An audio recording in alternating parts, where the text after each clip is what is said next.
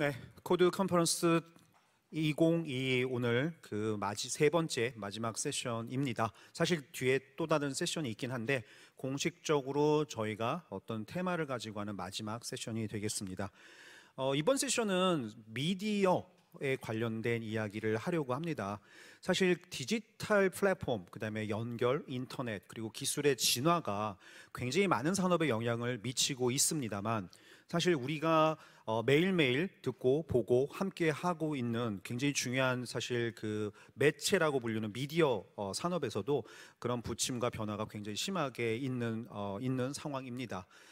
저희가 미디어 세션을 이번 주제로 삼은 가장 큰 이유는요, 저희 코드가 커먼즈, 사실 공공재라고 해석이 되긴 하지만 약간 그거보다 큰 의미를 가지고 있는 이 커먼즈적 관점에서 미디어 하나하나가 차지하는 저는 굉장히 중요한 역할이 있다라고 생각을 합니다. 그 역할은 뭐냐면요, 많은 사람들에게 정보를 주고 공감하게 만들고, 그리고 더 편리한 삶을 만들고, 또 무엇인가 사회가 가지고 있는 문제를 해결해 줄 수 있는 그런 역할들을 미디어들이 굉장히 잘 해 주어야 되는데요. 특히나 이런 디지털 터뷸런스, 디지털로 인해서 많은 변화들이 있는 이 시대에 사실 미디어 산업이 굉장히 어려운 것도 사실입니다. 그래서 제가 미디어 오늘의 이정원 대표님을 만나 뵙고 또 김경환 소장님과 함께 이 미디어에 관련된 이야기를 우리 코드 컨퍼런스에 좀 담았으면 좋겠다라는 말씀을 드렸고요.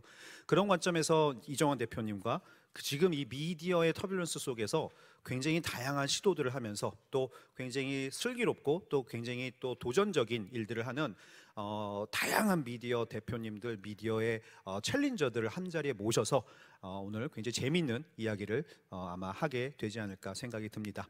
그럼 본격적으로 미디어 세션을 진행하기 위해서 이번 세션의 마더레이터인 이정환 대표님과 다른 6분의 연사, 7빛깔 무지개를 무대로 모시겠습니다. 큰 박수로 맞이해 주십시오.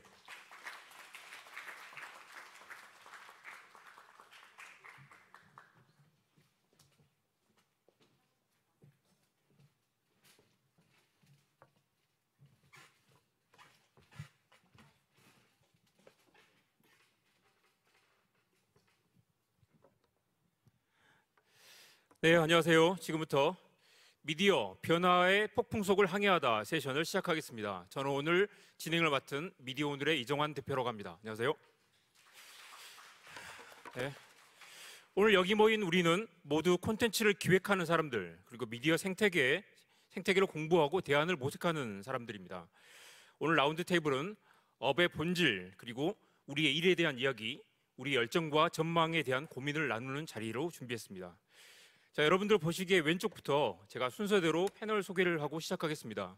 제가 간단히 패널 분들 소개를 할 거고요. 패널 여러분께서는 또 나는 뭐 하는 사람이고 나의 꿈은 어떤 것들이다 라고 짧게 말씀해 주시면 우리가 서로를 이해하는 데 도움이 될 것 같습니다. 먼저 제 이 왼쪽에 앉아 계신 아웃스탠딩의 최용식 대표는 한국 미디어 스타트업의 롤 모델 같은 분이라고 할 수 있을 것 같습니다. 2015년에 창업을 하셨고요. 그때만 해도 한국에서 이 뉴스 유료 구독이 되겠어? 라는 반응이 많았죠. 미디어 플러스 스타트업이라는 이 생소한 조합의 실험을 시작하셨고요. 그렇게 무려 7년을 버티셨고 살아남으셨죠. 주류 언론의 우산에서 벗어나 그리고 네이버나 카카오 같은 대형 플랫폼에 의존하지 않고 콘텐츠의 힘으로 지속 가능한 모델을 만들어가고 있는 혁신 기업이라고 할 수 있겠습니다. 자, 최 대표님 안녕하세요. 짧게 인사 말씀해 주시죠. 예, 안녕하세요. 아웃스탠딩 최용식이라고 합니다. 반갑습니다. 뭐 좀 더 길게 설명 뭐 하는 사람이고? 예.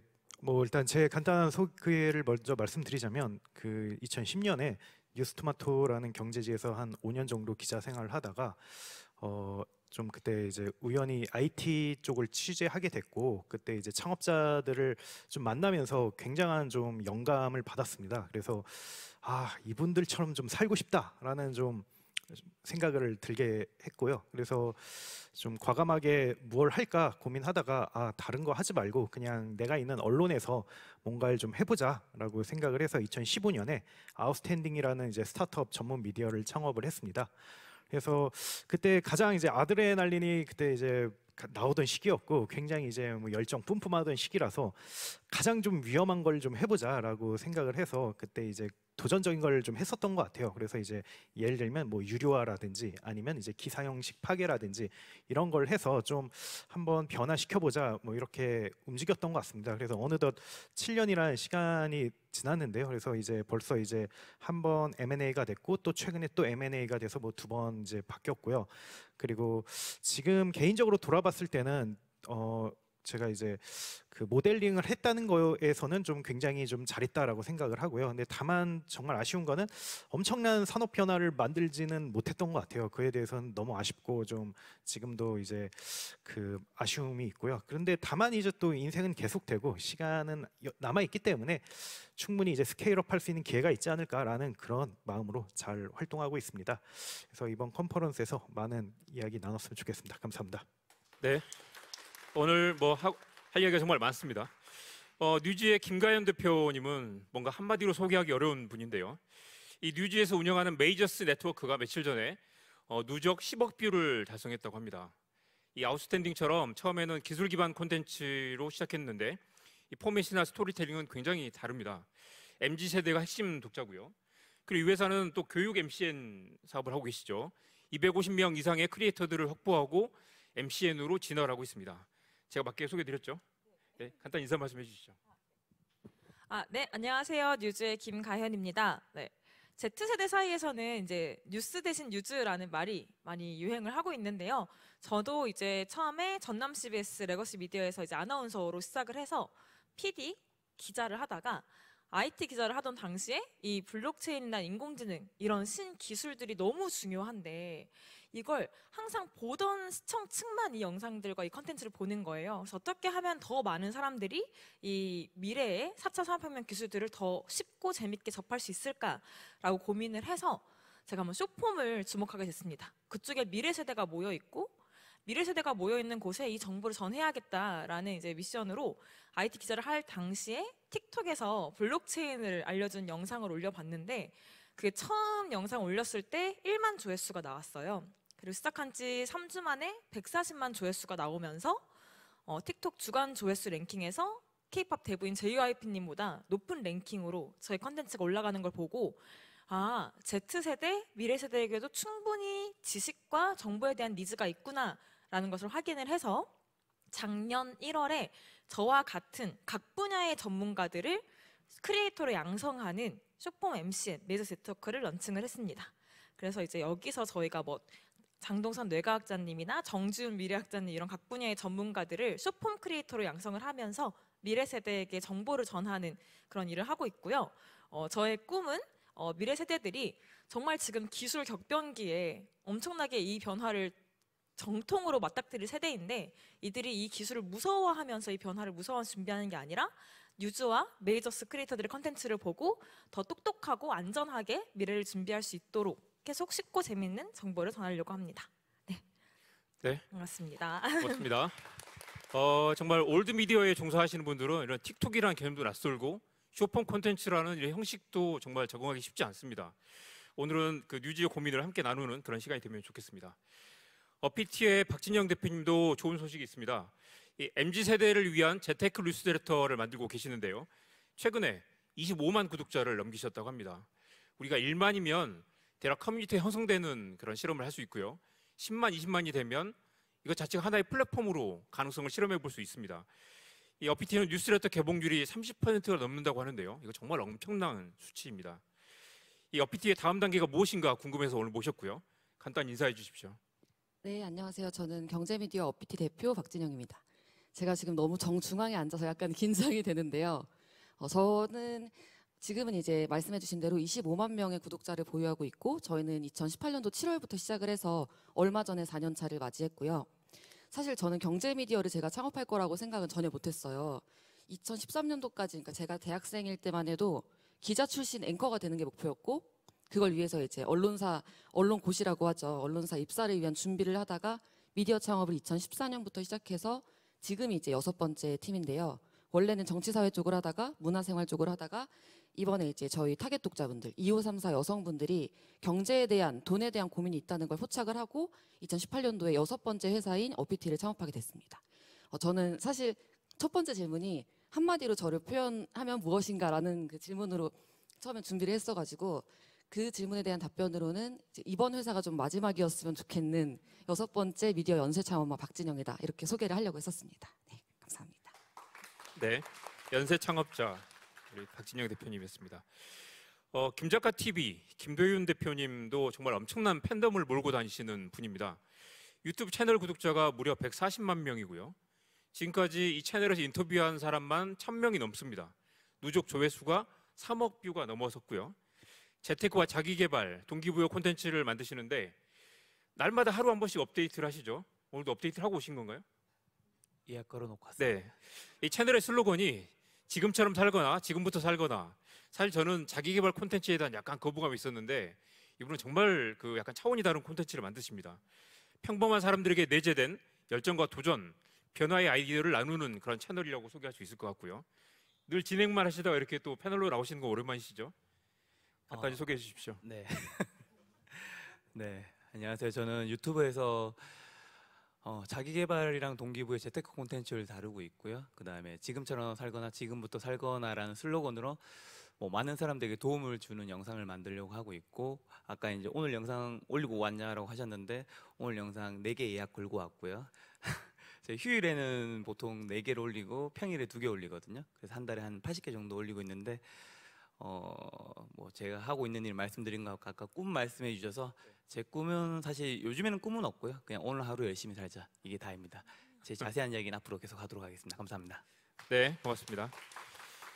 언더스코어 강태영 대표님은 정말 엄청난 논란을 몰고 다니시는 분입니다. 뭘 내놓을 때마다 정말 이렇게 이 논쟁의 중심에 있는 분이고요.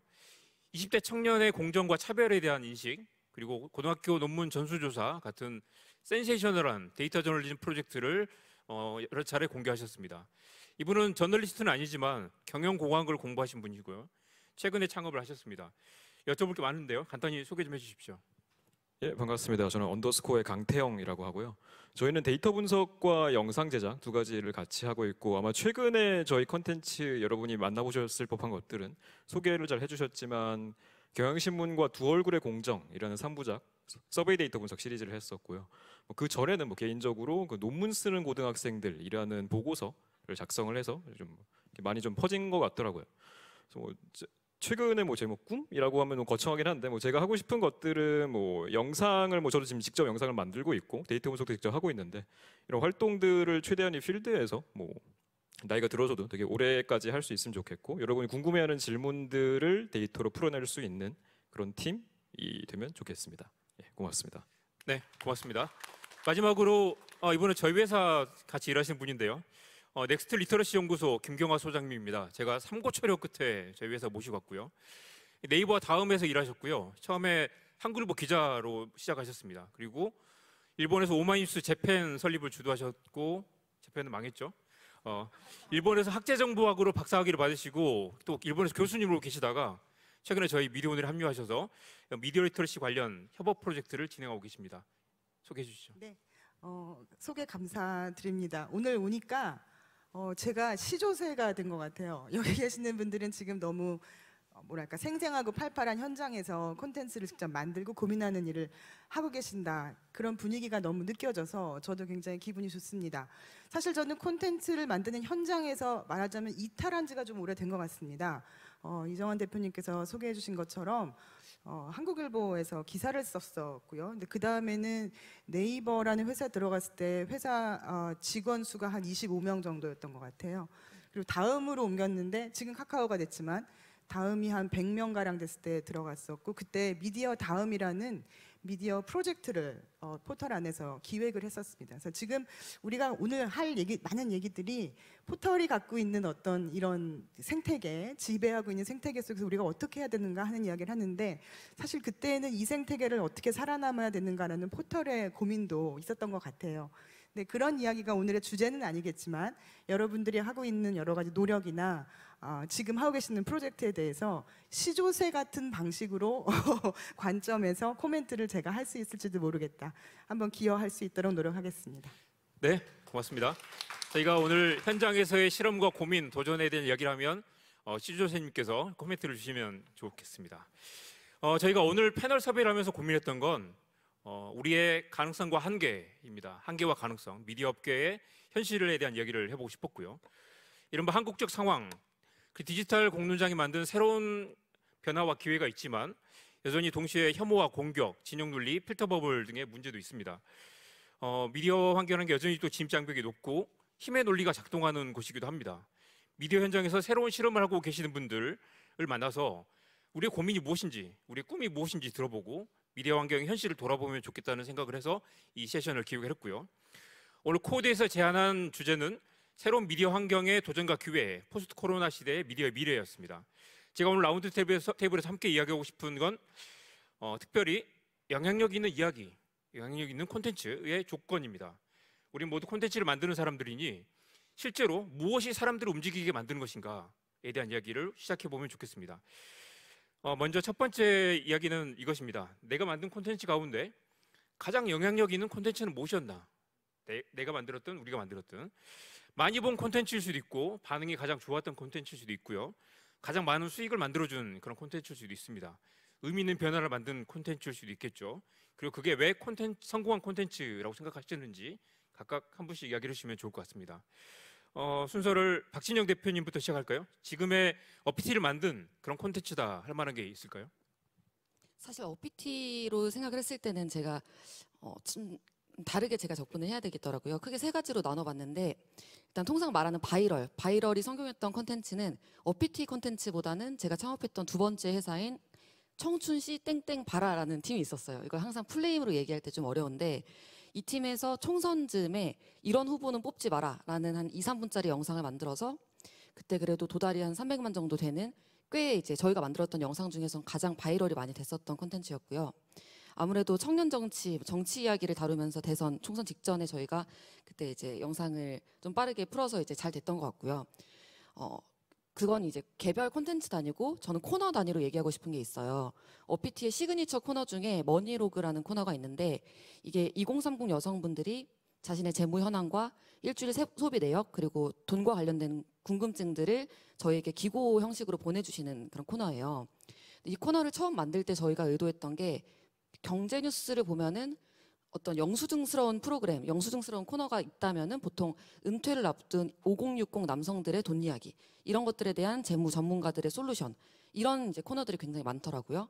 저희가 봤을 때는 충분히 지금 경제 생활을 잘하고 있는 2030 여성들이 있는데 이분들의 돈 이야기가 충분히 양지로 올라오진 않은 것 같다라는 문제의식에서 이 코너를 만들었고 지금까지 한 4년 동안 이 코너를 쭉 이어오면서 그래도 한 150에서 200건 가까운 사연들이 계속 들어오고 있고 저희도 계속 내보내고 있고 제가 이거를 의미 있는 콘텐츠라고 보는 이유는 돈이라는 굉장히 좀 예민할 수도 있고 바깥에 얘기하기 좀 어려운 주제를 가지고 2030 여성들이 자신의 이야기를 꺼낼 수 있도록 만들었다라는 점에서 저는 이 코너 자체가 좀 영향력 있는 코너라고 생각을 하고요.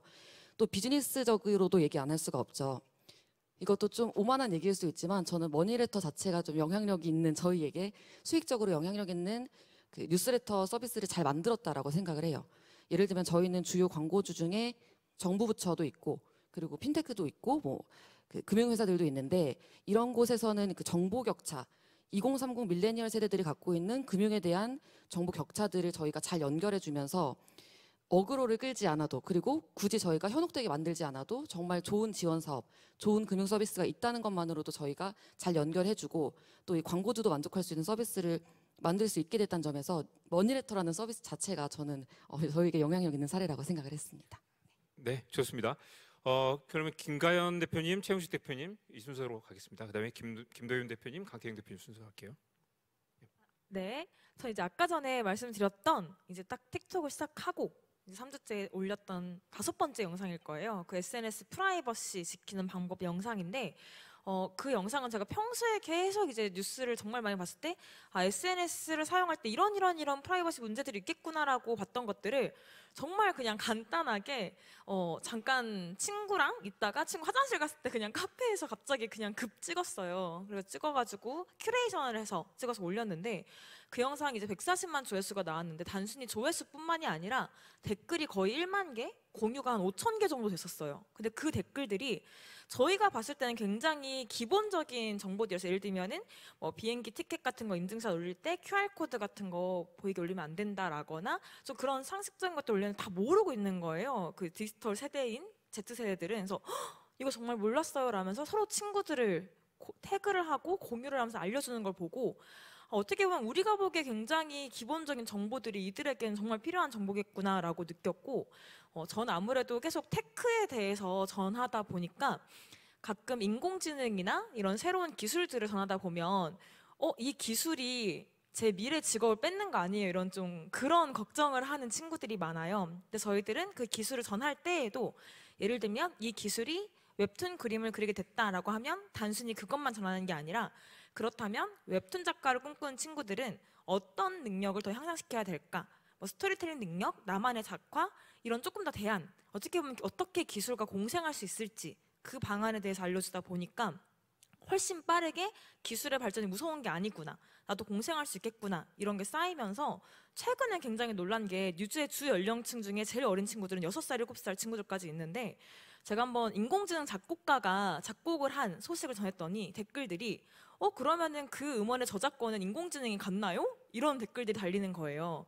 그래서 충분히 이런 기술을 전해주면 학습이 되는구나. 이런 걸 보면서 이거 좀 성공적인 콘텐츠 사례로 전하고 싶습니다. 네, 좋습니다. 최용식 대표님. 예, 저희 아웃스탠딩 사이트 보면 이제 저희는 아티클이란 말 쓰지 않고 포스팅이란 말 써요. 그게 이제 예전에 경험 때문에 그런 건데요. 사실 이제 아웃스탠딩의 전시는 이제 스타트업 관련된 이제 저 블로그였어요. 그래서 블로그를 처음 하면서 뭐 이런저런 글을 썼는데 뭐 기자 출신이다 보니까 뭐 너무 그 이제 전형적인 그런 기사를 이제 블로그에 올렸어요. 뭐 예를 들면 뭐 13일 뭐 네이버 최소연 대표는 기자간담회를 열고 뭐를 했다. 뭐 이런 저희가 다 들어본. 근데 사실 이런 콘텐츠는 네이버에서 너무 많거든요. 그리고 제호를 빼거나 아니면 기자의 이름을 빼면 솔직히 구분도 안 가요. 그래서 그때 이제 아무도 안 읽으니까 그때 좀 고민을 했던 게 어떻게 하면 사람들이 많이 읽을까 이런 고민을 많이 했어요. 그래서 제가 많이 본 건 이제 네이버 블로그라든지 아니면 DC 인사이드 커뮤니티였어요. 근데 거기 보니까 기사 문법하고는 완전히 다르더라고요. 그래서 뭐 일단 제목부터가 일단은 후킹된 요소가 굉장히 많고 그리고 안에 그 콘텐츠 보면 뭐 그냥 진짜 이미지만 빠바바박 이렇게 박는 경우도 있고 그다음 뭐 세 줄로 요약한다 뭐 이런 문법이라든지 이게 완전히 이제 제가 쓰는 거랑 너무 다르더라고요. 그래서 그렇게 흉내를 해봤어요. 그래서 그때 처음 썼던 기사가 이제 넷마블의 창업자인 이제 방준혁 씨를 좀 약간 조소하고 약간 희화하는 건데 다행히 뭐 소송은 안 걸렸습니다만 어쨌든 그게 엄청난 이제 바이럴 일으켰어요. 근데 그때 이제 알았던 것 같아요. 이게 이제 독자들은 뉴 포맷을 원하는구나. 이게 기사 아티클이라는 게 뭐 전혀 의미가 없다는 건 아닙니다. 이건 진짜 짧은 시간 안에 저는 정보를 굉장히 빠르게 습득할 수 있는 솔루션이라고 생각을 해요. 근데 이게 정말 모바일에 맞나 인터넷에 맞나 정말 디지털 자원을 잘 활용하고 있나라는 측면에서는 아니라고 생각을 하거든요. 그래서 그 이제 포맷이 아웃스탠딩의 이제 포맷이 됐고 지금도 이제 뭐 현재 아웃스탠딩 포맷은 계속 유지하고 있지만 만약에 저희가 다른 시도를 한다면 분명히 이제 좀 독자들의 니즈를 맞춰야 된다. 그래서 정말 지금 이제 커뮤니티 분들이나 아니면 이제 그 블로거 분들에게 감사한 게 그분들이 뭐 전문 교육을 받은 건 아니지만 근데 적어도 꾸준한 활동을 통해 온라인 독자들이 뭘 알고 뭘 좋아하는지 뭘 원하는지는 일종의 생득에 가까운 그런 그 스킬을 갖고 계시거든요. 그래서 좀 그걸 계속 공부하고 그걸 좀 배워야겠다는 생각을 지금도 가지고 있습니다. 그 아웃스탠딩은 처음에 굉장히 독특한 기사 형식 파괴 실험을 하셨잖아요. 그때만 해도 와 기사를 이렇게 쓸 수도 있구나 생각했는데 그게 7년 전이에요. 그동안 뭐 좀 형식의 변화가 있으셨나요? 아니면 그게 여전히 먹힌다고 생각해서 유지하고 계신가요? 그게 이제 바꾸고 싶었는데 그게 일종의 뭐 트위터 140자처럼 이게 그걸 바꾸는 순간 이제 브랜드라든지 이제 존재 의미가 무너져서 못 바꾸고 있습니다. 예. 좋습니다. 김도윤 대표님. 네, 가운데 계시는 어피트 박진현 대표님께서 아까 전에 두 가지 단어가 좀 기에 와닿는 게 그 돈이랑 머니, 그다음에 어그로. 저 그 두 개로 돈 벌고 있는 유튜버 김 작가라고 하고요.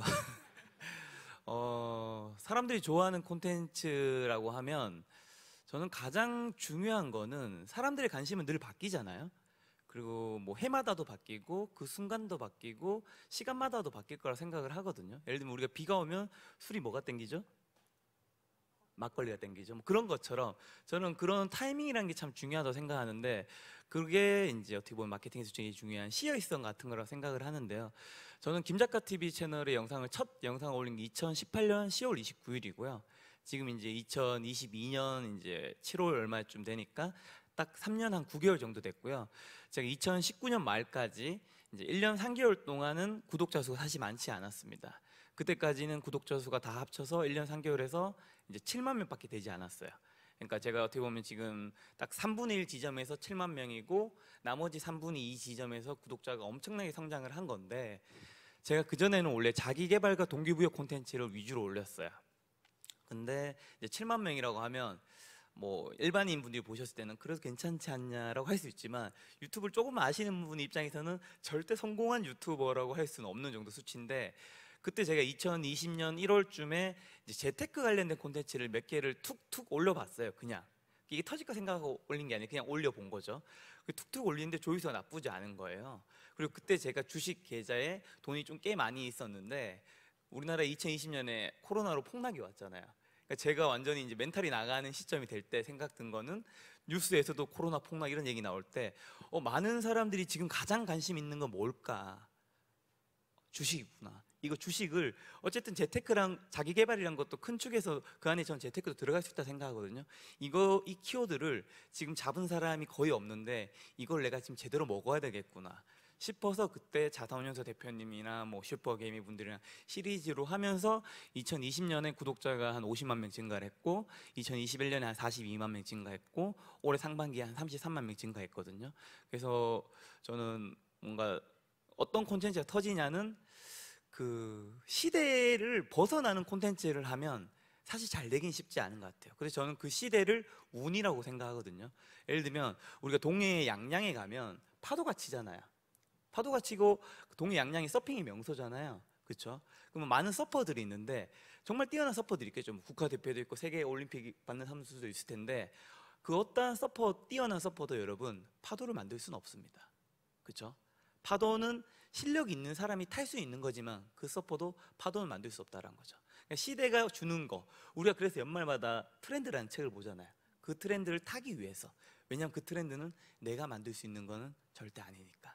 그래서 저는 여러분들이 어떤 콘텐츠를 만들 때 지금 시대가 어떤 시대고 이 시대의 사람들은 지금 뭘 찾고 있을까?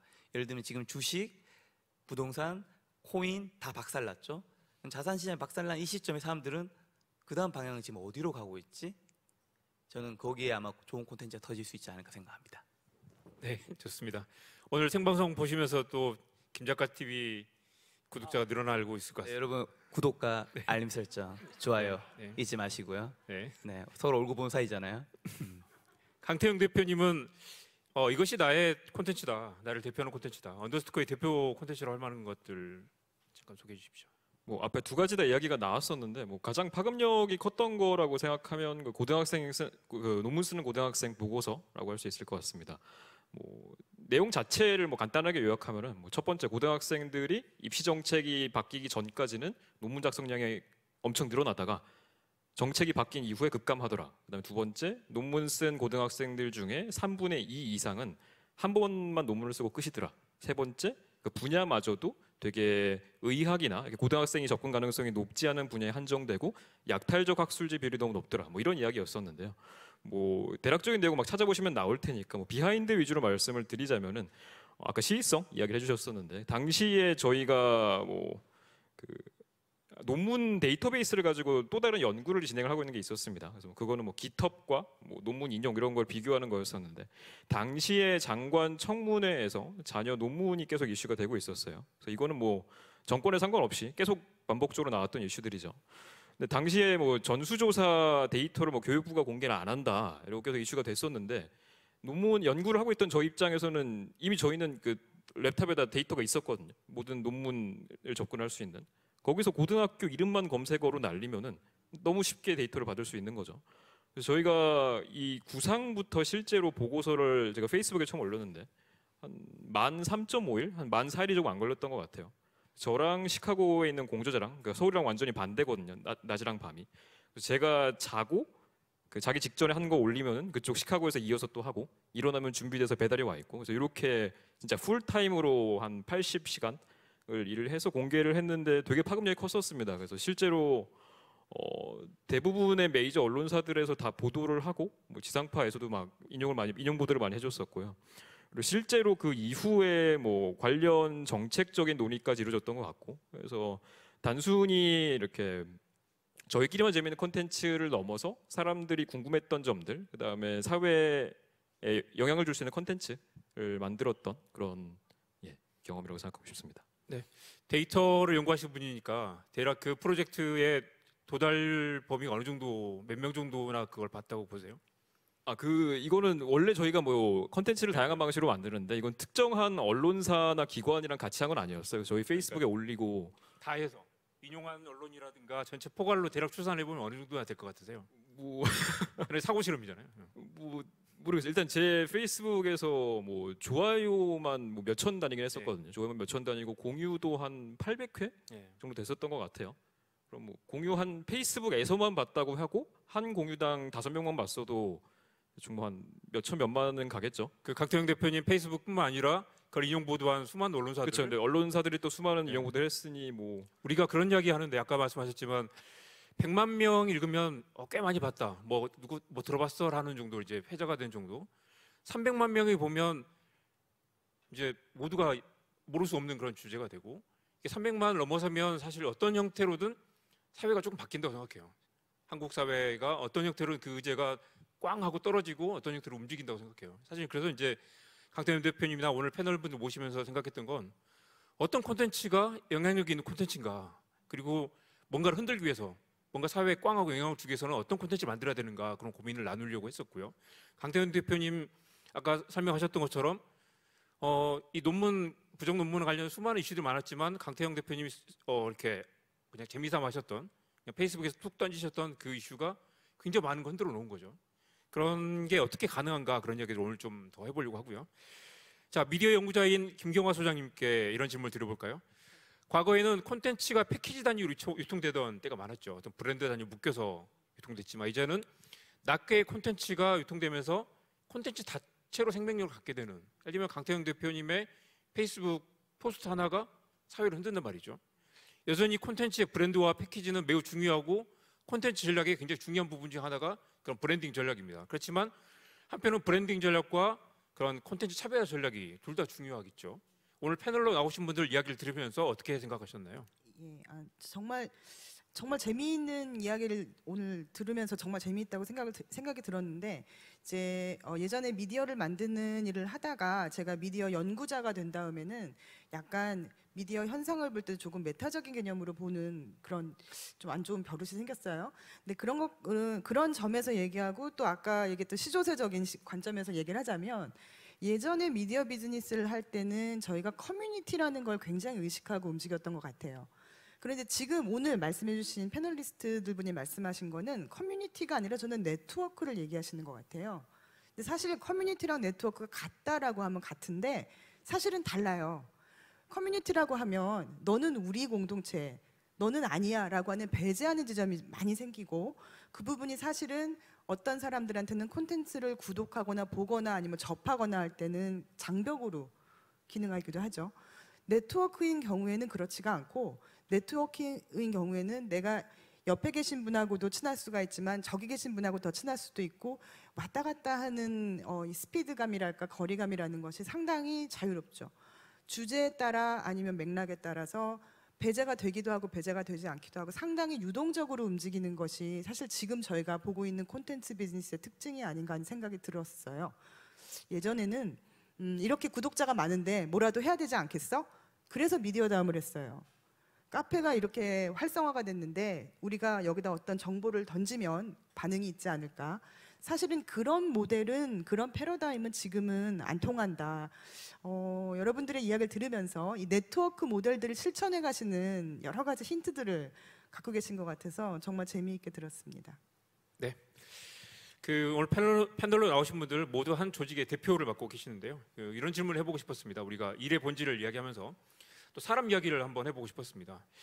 나에게 인생을 바꾼 순간이 있었다면 언제였을까? 아니면 또는 지금 하고 계신 사업에 티핑 포인트가 있었다면, 그게 아니라면 나의 삶을 결정하는 데 어떤 계기가 있었거나 어떤 멘토의 어떤 말 한마디가 나를 만들었다, 이런 이야기를 좀 해주시면 좋겠습니다. 누구부터 할까요? 가장 핫하셨던 최우식 대표님, 최근에 회사를 또 한번 매각을 하셨죠. 예, 가장 영감을 많이 줬던 분들은 굉장히 많았지만, 네, 사실 지금까지도 기억에 남고 그분들이 한 말이 다 기억이 남는 케이스는 그 소셜 커머스 3사 창업자 분들이었던 것 같아요. 그때 이제 어떻게 보면 처음으로 이제 벤처 생태계라든지 스타트업에 대한 에코시스템을 좀 정확하게 좀 이해한 케이스였는데요. 그때 제가 이제 2010년에 이제 기자 생활을 하고 그 IT 업계를 취재했을 당시에 그때 쿠팡이라든지 티몬이라든지 뭐 위메프라든지 이 세 회사가 이제 처음으로 이제 굉장한 규모의 이제 펀딩을 받았고, 그리고 굉장히 빠른 속도로 성장을 했어요. 그때 정말 운 좋게도 20명 있었던 분들이 이제 수천 명 된 걸 다 봤고요. 뭐 지금은 안 만나 주시지만 이제 뭐 쿠팡 김범석 대표님도 그때 만나서 이야기도 많이 했었고, 경영이라든지 이런 거에 대해서도 이야기를 많이 해주셨어요. 근데 거기서 제가 이제 두 가지를 크게 느꼈던 것 같아요. 첫 번째는 이 사람들은 좀 일반인하고 생각하는 것도 다르고 그리고 행동하는 것도 다르구나. 이분들은 정말 뭐 스타트업 방법론으로 대표되는 일정한 솔루션으로 정말 어마어마하게 빠르게 성장을 하고 큰 변화를 만드는구나라는 거에 굉장히 많은 그런 이제 임팩트를 받았고요. 두 번째는 나이가 비슷하다는 거에 대해서 묘한 또 그런 감정이 생기더라고요. 뭐랄까 이제 동경심이랄까요? 뭐 이제 예를 들면 이제 그때 그룹폰 코리아의 대표님이었던 황희승 지금 이제 자플래닛의 대표님이신데, 황희승 대표님이 저랑 딱 동갑이었어요. 그때 27, 27이었는데, 근데 굉장히 힘들어하면서도 이렇게 기업을 잘 경영하는 걸 보고 나도 뭐 하고 싶다. 뭐 이렇게 큰 기업을 할지는 모르겠지만 정말 나 혼자라도 뭔가 이런 걸 하고 싶다. 좀 자유롭고 싶다. 뭐 이런 생각을 했어요. 그게 몇 년 동안을 제 이제 사고를 지배를 했었고요. 그리고 여전히도 지금 뭐 힘들 때 있을 때마다 사실 뭐 콘텐츠적으로 고민하기보다는 좀 그분들 많이 떠올려요. 그분들은 좀 어떤 얘기 했었지, 그때 어떻게 잘 극복을 했었지, 이런 생각을 합니다. 그래서 저는 이제 소셜 커머스 3사 창업자분들이 가장 큰 영향을 주지 않았나 생각해 봅니다. 그 현장에서 취재하면서 인터뷰하면서 현장에서 만난 분들이 또 사업에 영향을 미치는 그런 경험이었네요. 김가연 대표님 원래 블록체인 전문 기자셨잖아요. 네. 어쩌다가 틱톡의 세계로 들어서고 지금은 또 MCN 사업을 하고 계시는 거예요? 네, 저도 이제 아까 전에 최 대표님이 말씀하신 것처럼 기자를 할 때 정말 많은 창업가 분들을 만났어요. 근데 좀 전 재밌었던 거는 제가 이제 블록체인 IT 기자를 하다 보니까 국내를 넘어서 좀 글로벌 창업가들도 많이 만났는데, 제가 주로 인터뷰를 했었던 대표들은 바이낸스의 창펑자오 대표, 그리고 테크크런치의 공동 창업자 마이클 링턴, 그리고 링크드인 공동 창업자 에릭 리, 이런 분들을 이제 만나면서 굉장히 한국에 갇혀있던 사고가 많이 튀었어요. 그리고 그분들이랑 제가 좀 단독으로 인터뷰를 많이 했었는데, 인터뷰를 하면서 많이 느꼈던 거는 일단 말뿐만이 아니라 실행력 있는 사람들이었어요. 말만 하는 사람들이 아니라 빠르게 실행하고, 그리고 정말 오픈 마인드더라고요. 그렇기 때문에 어떻게 보면 이 빠르게 변하는 시류에 맞춰서 정말 새로운 창업들을 하고 발빠르게 갔던 것 같은데, 저는 제가 아까도 말씀드렸듯이 아나운서, 기자, PD 정말 철저히 실무진에서만 하다가 저는 그들이 정말 남의 이야기라고만 생각을 하고 창업가도 진짜 대단하다, 멋있다 라는 이런 분들의 이야기를 잘 전해야지 했었는데, 제가 이제 아까 말씀드렸던 한번 조금 미래 세대한테 전할 수 있을까라고 했던 게 너무 이제 반응이 좋게 나오고, 중요한 건 이 슈퍼미라는 플랫폼에 미래 세대가 모여 있는데 이들이 보는 컨텐츠가 다 15초에 춤추고 노래하는 그냥 타임킬링용 스낵컬처용 영상들만 모여 있는 거예요.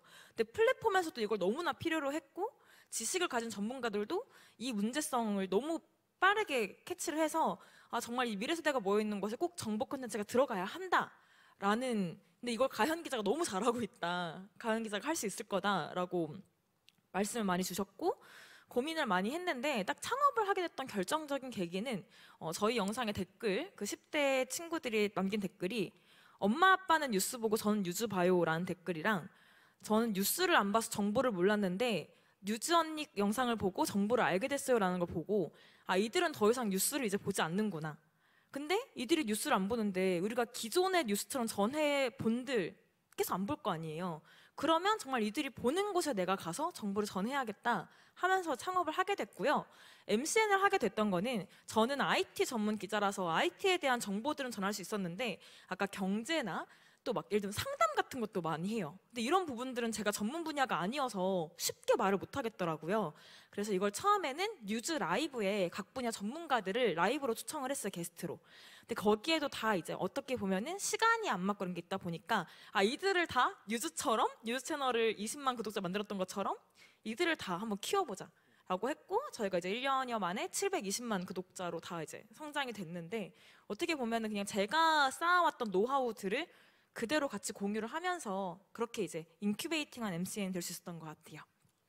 MCN이란 말이 유행한 게 한 벌써 4, 5년 전인데 MCN이란 말을 요즘 거의 또 안 쓰거든요. 근데 맞아요. 이런 틱톡 이런 숏폼 쪽에서는 그게 아직도 사람들이 유효한가 보죠.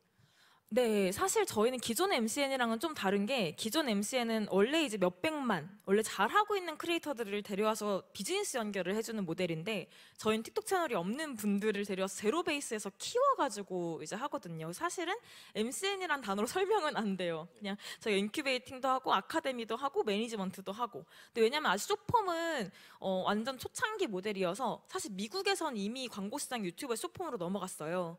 그런데 한국에서는 이제 막 들어오고 있는 시기다 보니까 개인 크리에이터들이 좀 비즈니스를 하기 어려운 구조예요. 이게 개인한테 거의 광고주들이 가는 경우가 없고 다 MCN을 통해서 비즈니스 연결이 되다 보니까, 그래서 지금 숏폼에서 이제 MCN 형태로 그렇게 같이 그림이 그려지고 있는 과정입니다. 네. 우리 연세 창업마 박진영 대표님은 이번 창업이 마지막이었으면 좋겠다라고 아까 하셨는데, 실제로 지금 이미 브레이크 이븐을 넘어섰고 안정적인 사업 계획도 들어섰죠. 네, 작년부터 그렇게 됐어요. 예, 그 중간에 어떤 뭐 우여곡절이 있으셨나요? OPT를 하면서요, 우여곡절. 아니 아니면 뭐든 좋습니다. 일단은 처음 질문을 해주셨던 게 이제 어떤 사람에 의한 계기나 멘토가 있었는데, 이제 꼭 얘기를 하고 싶었던 게, 저는 이제 언론사 준비를 하려고 했던 지망생이었었어요. 예를 들면 기성언론 신문사에 인턴으로 서류 지원을 하려면은 토익 900이 넘어야 되는데, 그 토익 점수가 없어서 토익 학원에 다니고 있을 때, 제가 대학교 1학년 때 저희 교양 강의 수업을 하셨던 분이 계셨거든요. 그분이 지금 미디어스피어라는 회사에 이사님 맡고 계신 강정수 박사님이신데, 이분이 제가 23살 때 패매로 이제 연락을 하시더니, 뭐 슬로우뉴스라는 매체에 기고를 할 생각이 없냐. 저는 이제 뭐 재밌는 제안이다 해서 만나러 갔더니, 거기서 저한테 보여주셨던 게 바이스 미디어라는 그 영미권 그쪽에 좀 성공 사례, 젊은 세대가 만든 성공 사례 뉴미디어를 보여주시면서, 우리나라에도 당시에 이제 3포 세대, 5포 세대 얘기 나올 때였거든요. 우리나라에도 성년을 규정하는 미디어가 아니라 청년이 말하는 성년 미디어가 필요하다. 그 얘기를 해주셨고, 이때 저도 사실은 이제 언시 준비를 해야 되지만 이게 약간 딴짓 같고 재밌잖아요. 그래서 저하고 비슷한 생각을 했던 몇 명을 모아가지고 미스피치라는 첫 번째 팀을 만들게 됩니다. 지금 다페이스 대표님하고 예전에 핀치 대표님도 그때 초기 멤버였던 분들이 나중에 다 미디어 창업을 한 분들이셨거든요. 제 입장에서는 완전히 그 기성 언론에 들어가려고 했던, 너무 그 꿈이 탄탄했던 제가 완전히 이류미디어로 넘어오게 된 큰 계기여서 저한테 정말 중요한 순간이었었습니다. 이후에도 제가 OPT를 하면서 경제 미디어로 저희가 정하기 전에 문화생활 쪽을 큐레이션 해주는 영상 미디어를 잠깐 했었거든요. 포브라는 팀인데, 그 팀을 할 때도 사실 저희가 좀 방황을 했었어요. 2534 여성들에게 한정된 시간과 돈을 잘 쓸 수 있도록 좋은 공간을 소개하는 영상 미디어였지만, 이게 있으면 좋은데 없어도 되는 그런 채널이었던 거죠. 근데 그때도 사실 저는 그 강정수 박사님을 비롯해서 당시 전 메디아티 미디어 스타트업 인큐베이션 했던 그 회사에 도움 많이 받았던 게, 밖에 나가서 2534 여성들을 만나서 지금 너희들이 머릿속에 그리고 있는 타겟 독자가 아니고 실제 타겟 독자를 1대1로 만나서 인터뷰를 해봐라. 그 제가 조언을 듣고 실제로 나가서 인터뷰를 해봤더니 거기에서 돈 관련된 문제가 포착이 됐던 거거든요. 사실 저에게 되게 중요한 순간에 이제 사람으로서 사람 대 사람으로 저에게 좋은 조언을 해주신 분이 계셔가지고 좀 도움을 많이 받았었습니다. 네. 김도윤 대표님은 한 5년 전쯤에 지금의 나의 모습을 상상하셨나요? 어떤 계기로 전업 크리에이터 길에 들어섰는지 궁금합니다. 네. 저는 원래 직업은 작가랑 강사였고요. 제가 들어서게 된 계기가 있는데, 이야기 어쨌든 결론은 여러분이 어떤 분야에 계시든지 그 분야에서 성공한 사람은 무조건 만나보셔야 된다라는 얘기를 드리고 싶은 겁니다. 제가 유튜브를 시작하게 된 계기 중 하나가 제가 이제 유튜브 관련 책을 집필하고 있었는데 그러면서 이제 제가 유튜브도 함께 제가 운영을 해야지 유튜브에 좀 더 자세히 알잖아요. 그러면서 탑 크리에이터 분들 한 23명 정도를 인터뷰했는데 그때 이제 한 분을 제가 경기도에서 인터뷰를 했는데 이제 그분이 이제 지금부터 거의 한 4년 전이겠죠. 그 당시에 한 달에 한 7천만 원을 벌더라고요. 구독자는 한 7, 80만 정도였던 것 같고 직원 한 명 딱 있었거든요. 한 달에 7천만 원을 벌면 1년이면 8억 4천이죠. 그렇죠? 거기에 브랜디드 콘텐츠, 뭐 PPL 같은 것들을 만약에 합친다 치면 한 10억이 될 수 있는 거죠. 10억이 뭐 누군가한테는 작은 돈이 될지 모르겠지만 일반적으로는 굉장히 큰 돈이죠. 연봉 1억이 일반 사람들에게 직장인 연봉, 꿈의 연봉이라고 불리니까요. 저는 사실 그 숫자를 보고 난 다음에, 왜냐하면 유튜브 아시는 분들 아시겠지만 유튜브 말고 시청자 입장인 거고 유튜브 스튜디오 앱이라는 게 있어요. 그건 약간 은행의 계좌처럼 그냥 정확하게 볼 수 있는 데이터거든요. 전 그걸 보고 집에 돌아가는 길에 굉장히 허탈한 마음을 가졌습니다. 마치 세상이 잘못된 것 같은 느낌? 나는 이렇게 열심히 살았는데 그 당시에 제가 한 달에 못 벌지 않았거든요, 연봉으로. 그래서 한 7, 8천 원 벌었던 것 같아요. 근데 뭐지 이거? 세상이 잘못됐다. 세상이 잘못됐고 유튜버들이 뭐 한다고 이렇게 많은 돈을 벌지? 이렇게 생각을 했거든요. 그러니까 약간 방어 기제가 작동을 한 거죠. 근데 아마 여러분들 지금 아니야 라고 생각하시면서 하실 텐데 여러분도 마찬가지였습니다. 몇 년 전에 대한민국에 한 키즈 유튜버가 열풍을 불었죠. 청담동에 90억짜리 빌딩을 샀습니다. 그렇죠? 다들 보신 기억이 날 거예요. 그때 엄청 안 좋은 여론이 만들어졌어요. 크게 두 가지였습니다. 한 가지는 뭐 아동을 이렇게 일을 시켜도 되냐, 아동 학대다 뭐 이런 것들이 있었는데 그거는 관련해서 뭐 제재를 받은 부분이 사실 있긴 합니다. 근데 진짜 여론이 안 좋아지는 이유가 뭐였냐면 댓글이 약간 이런 것들이 많이 달렸어요. 나는 아침 9시부터 저녁 7시까지 일하고 야근하고 회식하고 집에 가면 밤 9시 10시인데 고작 내가 받는 건 3, 400만 원인데 나는 너무 허탈하다. 내 인생이 뭔가 잘못된 것 같다. 막 이런 식의 이제 댓글들이 되게 많이 달렸고요. 저도 그와 똑같은 생각을 했던 거죠. 근데 제가 집에 돌아가고 또 그 다음 크리에이터를 만나면서 또 그분들의 계좌를 보고 계속 봤던 거예요. 그때 제가 알게 된 거는 나는 지금 내가 기존의 성공 방정식에서만 달리다가 유튜브라는 새로운 생태계가 생긴 건데 그거를 제가 자꾸 쳐내는 거죠. 못 받아들이는 거예요. 왜냐하면 그거를 쳐내면 제 세계관이 무너지는 느낌이 들거든요. 근데 제가 여러분한테 드리고 싶은 질문 한 가지는 유튜버들이 잘못된 방법으로 돈을 버나요? 아니죠. 뭐 마약을 파나요? 뭐 총기를 파나요? 아니죠. 대부분 정상적인 방법으로 돈을 벌고 정상적인 방법으로 구글과 유튜브로부터 돈을 받습니다. 그러니까 거기에 저는 그때 23명 다 인터뷰를 마치고 드는 생각은 원래 그때는 그냥 유튜브 책을 쓰기 위해서 유튜브를 좀 알기 위해서 유튜브를 시작하자라는 마음이었는데 인터뷰가 다 끝날 때쯤에는 여기에 세상에 기회가 몰려있구나. 여기에 내가 똑같은 시간을 일해도 누군가는 하루 종일 일해도 200 버는 누군가는 하루 종일 열심히 일해도 500 버는 시장이 있고 누군가는 하루 종일 열심히 일해서 1000을 버는 시장인데 누군가는 여기서 1억, 10억, 50억을 버는 사람이 있구나. 그러니까 그들의 노력과 우리의 노력이 전 다르다고 생각하지 않습니다. 다만 노력을 어느 시장에서 펼치느냐가 다르다라는 거죠. 근데 그걸 우리가 많이 못 깨트리는 거는 우리가 살아왔던 방정식이라는 게 있고 그거를 허용하는 순간 우리 세계관이 무너지면서 내 자존감이 떨어지기 때문인데 저는 그런 걸 없애기 위해서 여러분들이 어떤 분야든지 성공한 사람 꼭 많이 만나보시면 좋겠다는 생각이 듭니다. 네, 고맙습니다. 약을 파셔도 잘 파실 것 같습니다.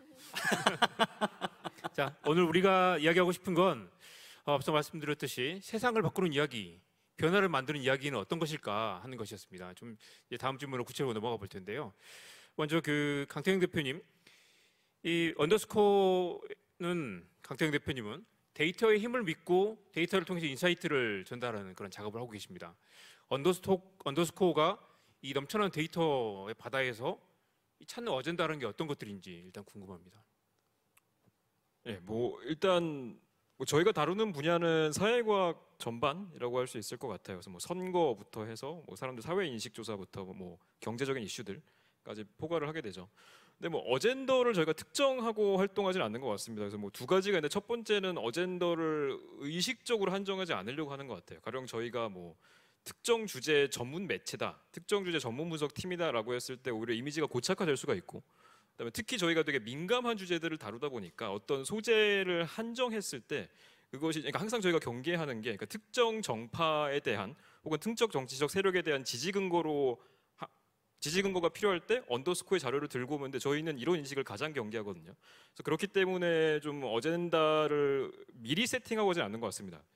재미있는 사회적 질문이 나오면은 거기에 답할 수 있는 좋은 데이터와 좋은 방법론을 찾고, 그래서 흔히 뭐 대학원에서 이거를 뭐 연구 디자인이라고 하는데 연구 디자인에 훈련받은 그냥 그 프레임 그대로 가는 것 같습니다. 다만 그럼에도 올해 저희가 좀 초점을 잡고 있는 주제들이 있다면은 뭐 이건 처음 의도한 건 아닌데 첫 번째는 당파성입니다. 그래서 사회과학에서 되게 핵심적인 주제죠. 그러니까 우리가 실제로 그러니까 우리 스스로 생각하기에는 주체적으로 결정한 호다, 우리가 자발적으로 결정한 선호다라고 생각을 하는데 그게 사실 우리가 정당 혹은 특정 정치 세력에 더 친화성을 느껴서 이미 답을 정해두고 사후적으로 논리를 개발하는 걸 수도 있거든요. 그래서 과연 수많은 사안들의 이런 것들이 섞여 있지는 않을까? 그래서 제일 최근에 저희가 언론재단 비카인지 통해서 낸 것들 중에 뭐 여론조사 보도 편향성 이런 것들이 있었죠. 다 뭐 필터 버블, 뭐 편향적인 보도, 뭐 비슷한 이슈들일 것 같고요. 두 번째는 혐오입니다. 그래서 혐오 같은 경우는 저희가 최근에 뭐 이따 아마 다뤄주시긴 할 텐데 혐오 발언 분류 알고리즘을 개발하고 발표를 한 바 있습니다. 그래서 기존의 뭐 매체 환경에서 혐오 관련 논의가 제 생각에는 좀 단편적으로 전개가 됐던 것 같아요. 뭐 온라인 댓글 혐오 나쁘다, 뭐 커뮤니티 극단화되는 거 나쁘다. 근데 제 생각에 이거는 뭐 모두가 다 알고 있는 사실이거든요. 제 판단에 중요한 거는 과연 현재 온라인 공간의 혐오를 어떻게 측정할 거냐. 그리고 측정을 하는 이유는 이렇게 해야지 혐오가 줄더라, 혹은 이렇게 하니까 늘더라. 이런 것들을 우리가 데이터를 바탕으로 판단을 할 수 있어야겠죠.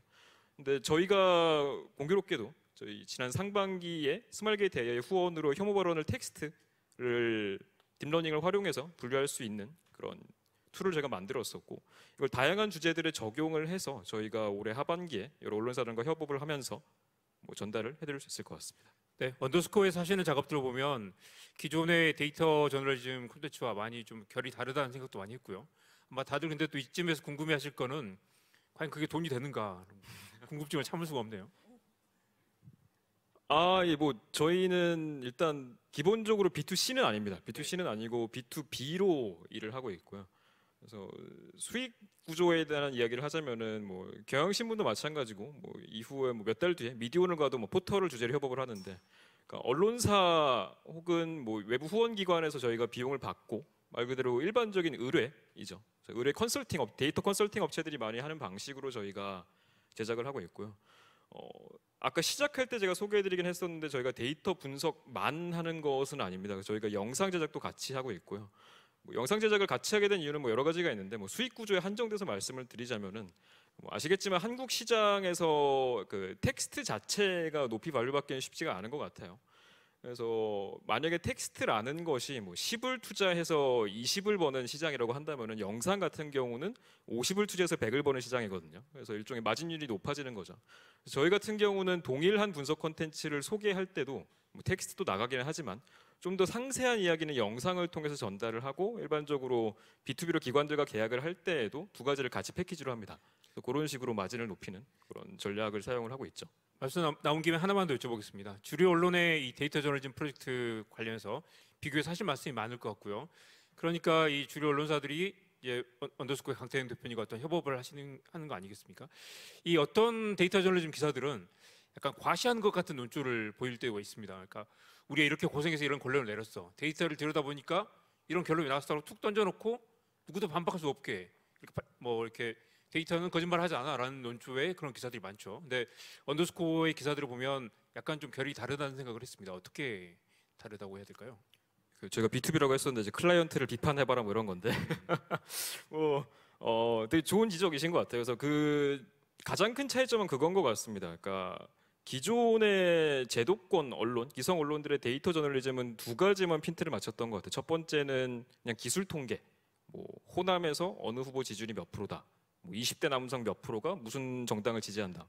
이런 기술 통계인데 제 생각에는 그건 그냥 리서치 업체들이 직접 보고해도 아무 차이가 없습니다. 그거는 기자나 언론사가 터치해야만 나올 수 있는 인사이트는 아닌 것 같아요.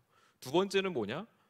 인터랙티브 뭐 시각화, 주로 웹사이트를 위주로 하는 그런 예쁜 시각화 자료들인데 뭐 제 생각에는 메시지가 재미가 없으면은 뭐 화려하게 시각화를 하든 뭐 영상이든 뭐 웹이 됐든 그 포맷이 달라진다고 해서 콘텐츠가 재미있어지지 않는 것 같습니다.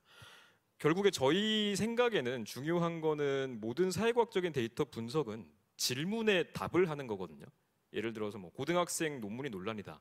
그러면 우리가 정시 100%를 하면은 정말 저소득층한테 유리할까? 혹은 코로나가 최근 다시 이슈가 되고 있는데 뭐 코로나 백신 부작용이 논란이다. 과연 코로나 백신 부작용이 발생할 확률과 코로나로 인해 사망할 확률 중 어떤 게 더 위험할까? 다 질문이거든요. 근데 이 질문에 답을 하는, 즉 우리가 일종의 인과적인 스토리텔링이라고 하죠. 그래서 뭐 X 하면 Y 한다. 뭐 이런 구조에 대해서 답을 하는 게 저는 데이터 저널리즘 내지 데이터 기반 스토리텔링이라고 보고 있습니다. 근데 기존의 많은 접근들이 이런 식의 질문에 답을 하지 않다 보니까 오히려 그냥 우리가 이런 서베이를 했다 자체를 자랑하게 되는. 그래서 어떻게 보면은 저는 그 데이터 자체에 대해서 우리가 깊이 고민하지 않고 질문에 대한 고민이 없다 보니까 형식에 천착하게 되는 것 같아요. 우리가 이렇게 예쁜 인터랙티브를 만들었다. 우리가 이렇게 돈을 많이 들여서 조사를 했다. 근데 사실 뭐 저는 영화 보는 건 재밌는 영화랑 재밌는 논픽션 콘텐츠랑 완전히 똑같다고 보는데 뭐 영화를 뭐 로케이션비를 얼마나 들여서 했든 뭐 그거는 창작자의 개인 사정이고 보는 혹은 읽는 독자 입장에서는 그게 재밌냐 아니냐가 중요한 거잖아요. 그래서 그렇기 때문에 뭐 우리가 얼마나 비용을 많이 들었다, 얼마나 화려하게 했다는 사실 부차적인 이야기고 우리가 어떤 질문에 답하느냐, 어떤 질문에 얼마나 정확하게, 얼마나 재미있는 데이터로 우리가 답을 해줄 수 있느냐, 그게 향후 데이터 저널리즘이 나아가야 될 포인트이고 저희 역시 항상 그 포인트에 집중을 하고 있습니다. 우리가 지금 데이터의 차별화 그리고 영향력을 어떻게 극대화하는가에 대한 얘기를 하고 있습니다. 김경화 소장님 맨 끝에 한번 다시 코멘트를 해주시고요. 최용식 대표님께 다시 돌아가서 여쭤보겠습니다. 우리가 한때 공유 가능한 콘텐츠를 만들어야 된다라는 얘기를 많이 했었죠.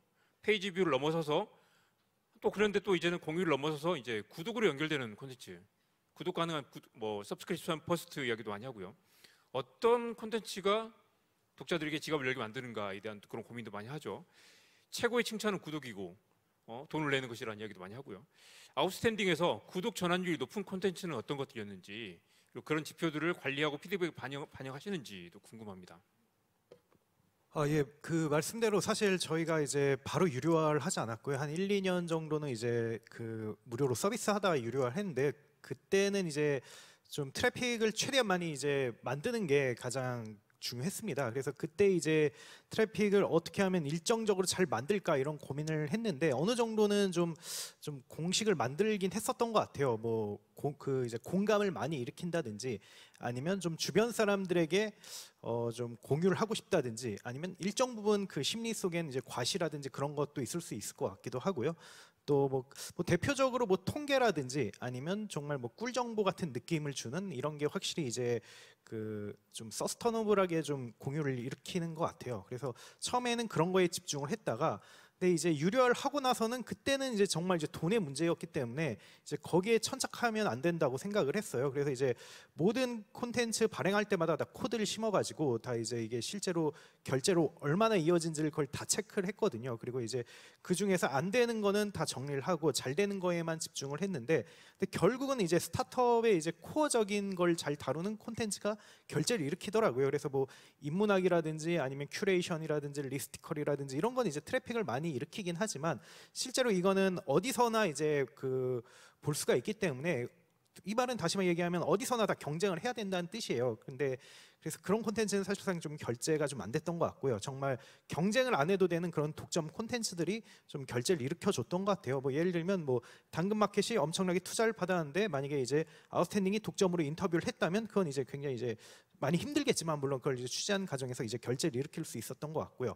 만약에 뭐 특정한 이제 뭐 숫자와 관련된 정보 있는데 그걸 좀 아웃스탠딩만 이제 어프로칭을 한다든지 아웃스탠딩만 이제 그걸 큐레이션하면 그것도 이제 결제가 잘 됐던 것 같습니다. 그래서 확실히 좀 공유를 많이 일으키는 것과 결제 많이 일으키는 거는 굉장히 좀 다른 것 같고요. 그래서 지금은 좀 냉정하게 이제 트래픽 안 보고 오로지 결제만 보고 지금은 이제 서비스를 운영하고 있습니다. 혹시 그 기자들 구성원들에게는 그런 이제 지표 중심의 그런 관리 전략이 뭐 이렇게 거부감을 느끼거나 반발이 있지는 않나요? 당연히 거부감이 있고요, 반발이 있습니다. 사실 뭐 저만 하더라도 그럴 것 같아요. 이거 하려면. 근데 이제 그에 대해서 굉장히 많은 그 공감대 형성을 해야 되는 것 같아요. 근데 이제 기자들은 근데 어느 정도 수준에 도달하면 다 알 거예요. 아, 이게 사람을 후킹하고 사람을 많이 모으는 것도 굉장히 의미가 있지만 그보다는 내 진짜 좋은 콘텐츠에 가치 있게 돈을 지불하는 게 어떻게 보면 이게 우리 아웃스탠딩에도 그렇고 더 나아가 이 씬 전체에도 의미가 있을 거라고 생각을 하거든요. 그래서 이런 거에 대한 공감대가 형성이 된다면 충분히 좀 어느 정도 설득이 될 수 있다고 생각해요. 근데 거듭 얘기하지만 사실 지표만 보고 그걸 크리에이터에게 강요하는 건 굉장히 좀 힘든 거는 맞는 것 같습니다. 예. 박진영 대표님께도 비슷한 질문 드리겠습니다. 뉴스레터의 개봉률, 열독률 지표를 꾸준히 추적 관리하시죠. 실제로 이런 지표가 콘텐츠의 방향이나 기획이나 제작 과정에 영향을 어떻게 미치는지 또는 자칫 지표가 잘못된 방향으로 우리를 유도할 수 있지 않을까라는 고민도 하게 되는데요. 제가 페이스북이나 이제 인스타그램, 유튜브 쪽에서 짧게 그래도 채널을 만들어서 운영을 이전에 해보면서 또 지금 구독형 서비스, 뉴스레터 서비스를 운영하면서 느끼는 게 일단 구독으로 만들어 놓으면은 구독 뉴스레터가 저희 운영자 입장에서는 훨씬 관리하기 편합니다. 예를 들어 2030 여성들이 돈에 대한 막연한 두려움이 있지만 돈 공부를 어떻게 해야 될지 모르는 분들 그런 상황이라면은 유튜브 알고리즘에서 그분들에게 저희 영상을 띄우려면 엄청나게 어려울 거예요. 정말 아무리 쉽게 얘기를 해줘도 어떤 계기가 마땅하지 않으면 보지 않을 텐데 구독은 뉴스레터 구독을 그 이메일만 입력해서 구독만 해놓으면 저희가 알고리즘에 방해 없이 꽂힐 수 있기 때문에 사실 그런 알고리즘 문제에서는 굉장히 좀 자유로운 편이고요. 다만 좀 재밌는 건 다른 얘기지만 이런 얘기를 한 적이 있어요. 뉴스레터를 구독을 왜 하냐. 뉴스레터를 구독하는 건 일종의 루틴이고 의식이다. 그러니까 저희가 주말에 교회를 가는 것처럼 주중엔 아침에 일어나서 뉴스레터를 보고 출근 준비를 한다. 이게 이제 하나의 루틴으로 박혀 있는 거죠. 저희는 언제부터 폭풍 성장했냐면 주 2회에서 주 5회로 바꿨던 2019년도 가을부터 갑자기 이제 한 달에 만씩 늘어나기 시작했는데 당시에 구독경제, 뉴스레터 쪽이 좀 유행을 하기도 했지만 이분들의 일상 루틴에 들어가는 일종의 데일리 뉴스레터 펀드에 저희가 들어갔다고 생각을 해요. 유닉, 어피티, 순살 등등등을 자신만의 이제 정보 수집 레이어를 쌓아가는 분들이 저희를 그 안에 끼워줬던 거죠. 그래서 그렇게 루틴이 잡힌 상태로 계속 구독을 하시다 보니까 어느 순간 뭐 제목이 되게 별로다라고 해서 오픈율이 확 떨어지거나 이러지는 않고 광고가 앞에 붙었을 때는 좀 이제 피하시는 분들도 있을 수 있어서 그래도 한 광고가 없을 때보다는 한 3%포인트 정도 차이가 날 수는 있지만 평상시에는 어느 정도 안정적인 흐름을 좀 이어가고 있습니다. 저는 이게 뉴스레터 장점이라고 생각하기도 해요. 궁금한 걸 참을 수가 또 없는데요.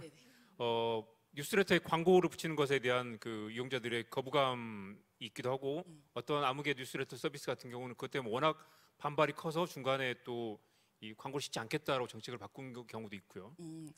그렇죠. 그게 한 2020년도에 있었던 일로 기억을 하는데 당시에 저희도 광고 정책을 다시 재정립을 하고 그리고 이후로는 정말 그 10만 원이라도 대가성에 들어오는 게 있다면 무조건 제목 앞에 이모지하고 저희는 제목이 들어갔는데 그 이모지 앞에 광고를 넣고 있어요. 처음에는 당연히 이메일 하면서 광고라고 붙여져 있는 걸 보면은 이건 너무 마케팅 용도, 광고 용도인 게 좀 뻔히 보이잖아요. 저 같아도 좀 피하고 싶은 마음이 들 수 있을 것 같은데 여기는 광고가 중간에 있고 그 외의 내용은 평상시하고 같아. 라는 걸 인지를 한 이후부터는 이분들이 광고에 대해서 삽입이 돼 있는 것 자체에 대해서 거부감을 느끼시진 않고 저희도 사실 명분이 좀 생긴 게 광고 단가를 좀 낮춰서 어떻게 이제 해보시려는 그런 제안이 있으면 저희는 이 정도 금액이어도 전체가 지금 광고 레터가 된다. 그래서 이거 제대로 하실 거 아니면은 어렵다. 이런 식으로 이제 비즈니스 할 때 좋은 저희의 이제 명분이 되기도 하고요. 그리고 사실 광고 받을 때 저희한테 가장 좋은 광고는 정부의 지원 사업 광고예요. 그러니까 서로 광고주분들에게도 필요하고 이용자분들에게도 정말 무해하다고 할 수 있는 그런 서비스를 연결할 때 저희는 오히려 좋은 피드백을 받기도 해서 나름대로 광고 콘텐츠의 질을 유지하는 데는 그런 약간 논란들이 저희한테는 도움이 됐다고도 보고 있습니다. 25만쯤 되면 광고 단가가 어느 정도 되나요?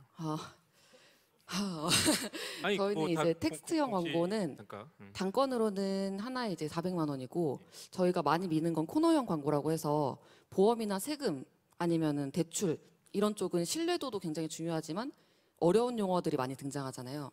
이런 것들은 저희가 뭐 매주 월요일에 발행되는 것으로 이제 코너를 아예 짜서 총 5회짜리 컨텐츠를 우리가 만들어주겠다. 그리고 컨텐츠의 내용은 거의 한 80% 정도가 공부하는 내용. 마지막에는 그 서비스로 유입될 수 있도록 하는 그런 코너형 광고를 많이 밀고 있는데 이거는 4편에 1,000만 원으로 이렇게 받고 있습니다. 네. 이렇게 많은 사람들 앞에서 단가를 얘기한 건 처음이라서 네. 좋습니다. 김가연 대표님, 틱톡은 굉장히 또 즉흥적인 그런 느낌이잖아요. 빠르게 치고 지나가는 그런 콘텐츠들이 많고 그중에 뭐가 살아남아서 또 이제 확 바이럴이 되는 거죠. 강력한 도달과 열동률 그리고 공유를 부리는 그런 콘텐츠를 어떻게 만드는가 궁금하고 지표를 어떻게 관리하시는지도 궁금합니다.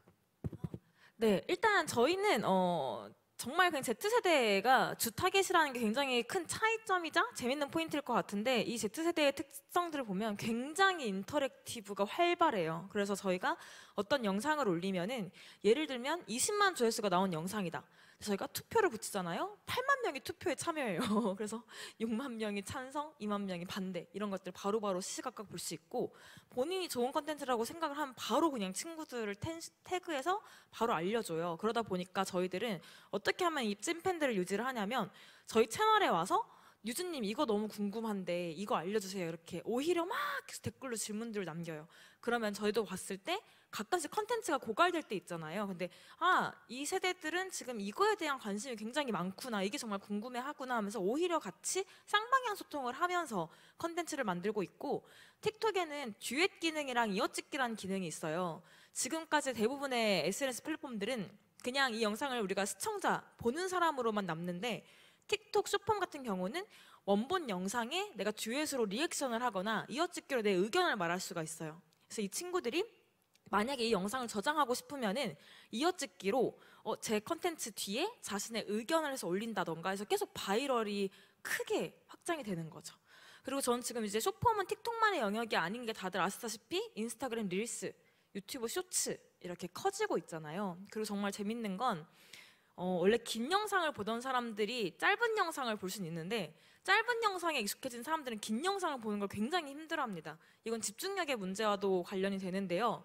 저는 2시간짜리 영화를 되게 편안하게 보는데 지금 좀 어린 친구들은 그 2시간 영화 보는 게 너무 힘들어서 건너뛰기를 하거나 요약본만 본다고 해요. 이것 때문에 사실 유튜브나 페이스북 같은 곳들이 쇼폼 플랫폼을 만든 거고 이 미래 세대들이 이거 익숙한 이상 저는 쇼폼은 단순한 트렌드가 아니라 그냥 롱폼이랑 같이 갈 수밖에 없는 트렌드라고 봐요.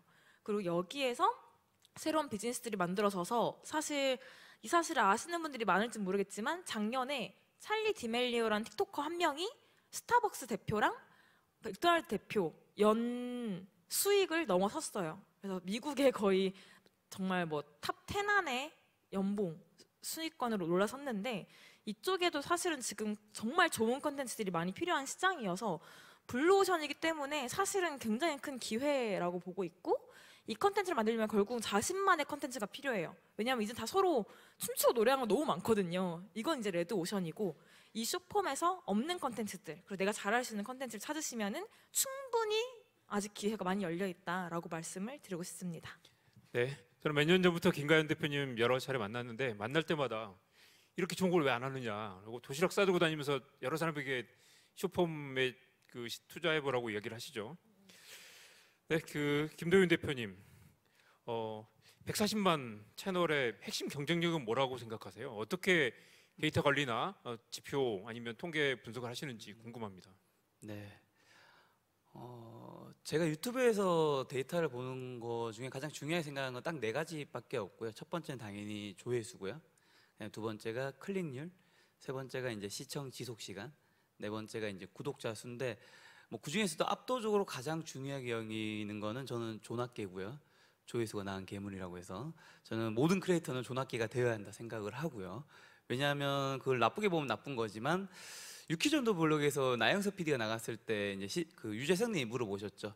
영상 프로그램 만들 때 뭘 가장 중요시 여기냐 했을 때 나영석님이 뭔가 거창한 얘기를 하려고 하다가 시청률입니다 라고 얘기를 했는데 그 이야기 모든 게 담겨 있는데 시청률이 무너지면 사실 좋은 MC 배우들도 섭외가 안 되는 거고요. 그 다음에 그 지원을 위한 금액도 지원이 안 되는 거고 모든 게 그냥 다 무너지는 거죠. 저는 유튜브라든가 아니면 뉴스라든가 각자 다양한 분야를 하지만 어쨌든 거기에 클릭과 조회수가 무너지는 순간 그 어떤 의미를 우리가 담아봤자 아무런 의미가 없다고 생각을 하고요. 왜냐하면 아무도 안 보니까요. 그런 거는 사실 자기 일기장에 써야죠. 그렇죠? 자기 일기장에 써서 좋은 걸 담으면 되죠. 저는 사람들이 봤을 때 플랫폼이라는 게 가치를 발휘할 수 있다고 생각하기 때문에 뭐 그 조회수 측면에서 그냥 한 가지만 팁을 그냥 드리면 보통 유튜브에 썸네일이라고 있잖아요. 썸네일 대부분의 크리에이터 분들은 한 개를 만들어요. 한 개를 만들거나 조금 잘하시는 분들은 썸네일을 만들었다가 클릭률이라든가 뭐가 안 나오면 다시 만들거든요. 그러면 이제 그렇게 됐을 때 문제는 뭐냐면 시차가 발생을 하죠.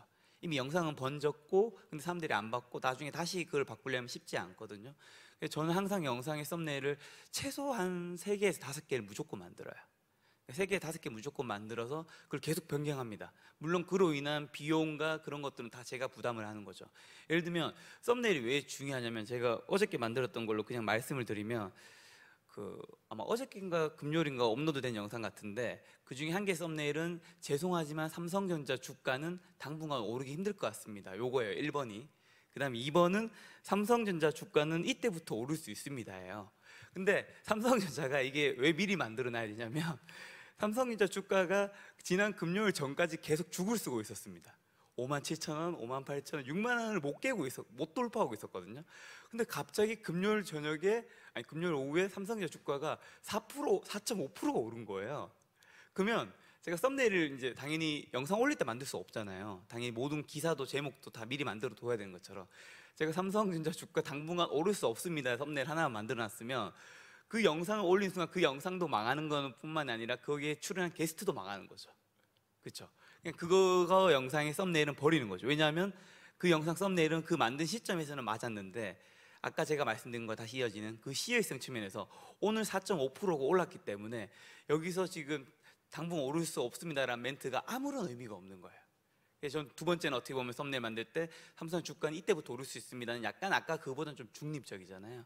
그런 식으로 저는 좀 썸네일 같은 것들을 많이 대비를 해서 만들고 많은 분들이 영상 유튜브 하신 분들 계실 텐데 영상 만드는데 진짜 많은 시간이 들어가거든요. 정말 많은 품과 공과 돈이 들어가는데 보통 썸네일이 예를 들면 영상 만드는데 뭐 10시간 걸렸으면 썸네일은 한 20분 뚝딱이에요. 근데 여러분 한 가지 중요한 거는 썸네일에서 사람들이 클릭을 안 하면 내 10시간을 사람들은 봐주지 않습니다. 노력을. 그러니까 썸네일이 저는 영상보다 훨씬 중요하다고 생각하고 여러분들이 그것만 바꾸셔도 훨씬 많은 사람들이 보지 않을까 생각합니다.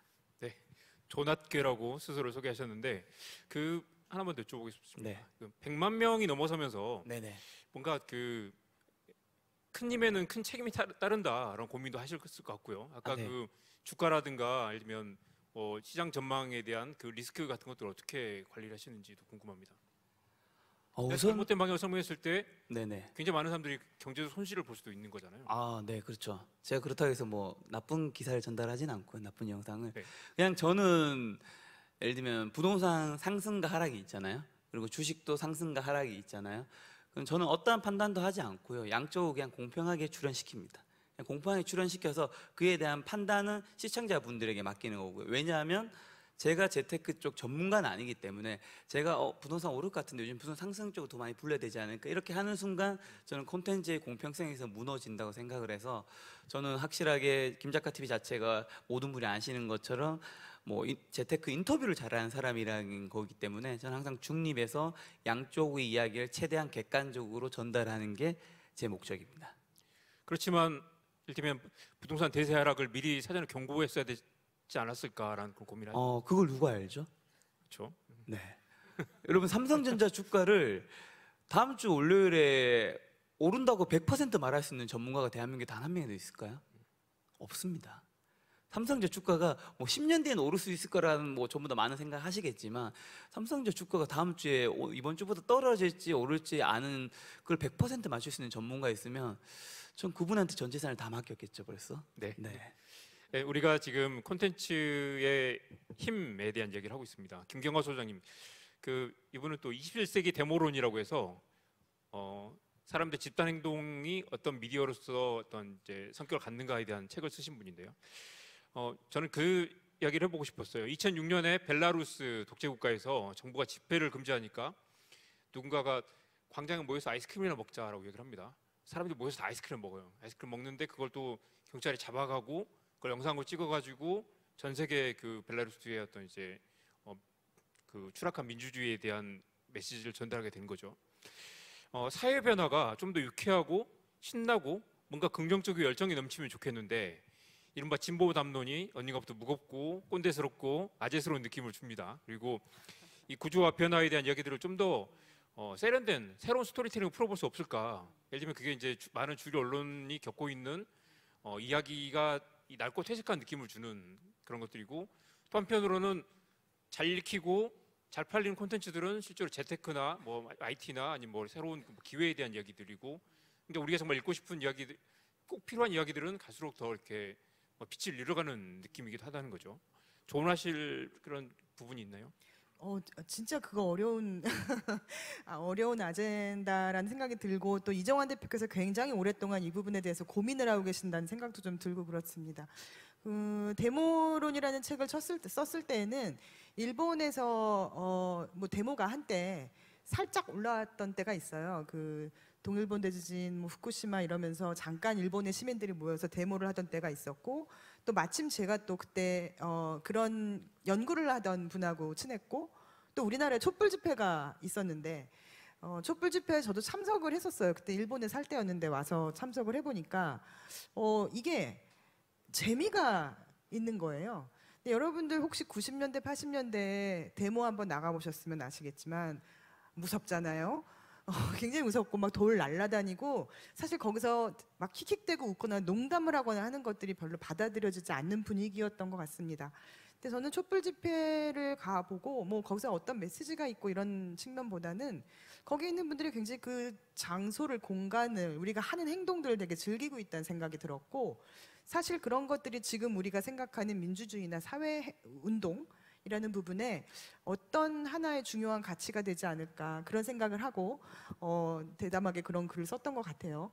근데 오늘 여러분들이 하는 말씀을 들으면서 제가 정말 느꼈던 거는, 예전에는 저희가 어떤 메시지를 낼까, 그 메시지를 어떻게 정교하게 세련되게 전달할까라는 부분에 굉장히 초점을 뒀던 것 같은데, 오늘 여기 나와 계시는 이 고수분들이 말씀해 주시는 걸 보면 어떻게 우리가 메시지를 내고 다 잘 글을 쓰고 잘 영상을 만들까라는 부분보다는 우리가 그들을 어떻게 읽고 또 어떻게 이해를 하고 거기에 적합한 거를 나랑 어떻게 뭐랄까 결합을 시킨달까, 내가 할 수 있는 거와 그것을 같이 묶어서 보낼 수 있을까, 라이팅보다는 리딩에 대한 얘기를 훨씬 많이 해주신 것 같아요.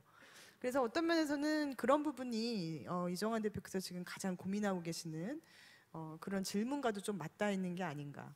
저도 오늘 여러분들의 말씀을 들으면서 그런 생각을 좀 했습니다. 네, 갑자기 질문이 무거워져서 뭔가 좀 부담이 되는데요. 그러니까 예를 들면 이제 지금의 독자들은 과거에 비해서, 이건 그 김경호 소장님 책에 나온 문장입니다. 느슨하고 개방적이며 유쾌하고 축제 같고 실험적이고 파격적인 퍼포먼스와 풍자, 유머와 패러디가 넘치는 모습으로 나타난다.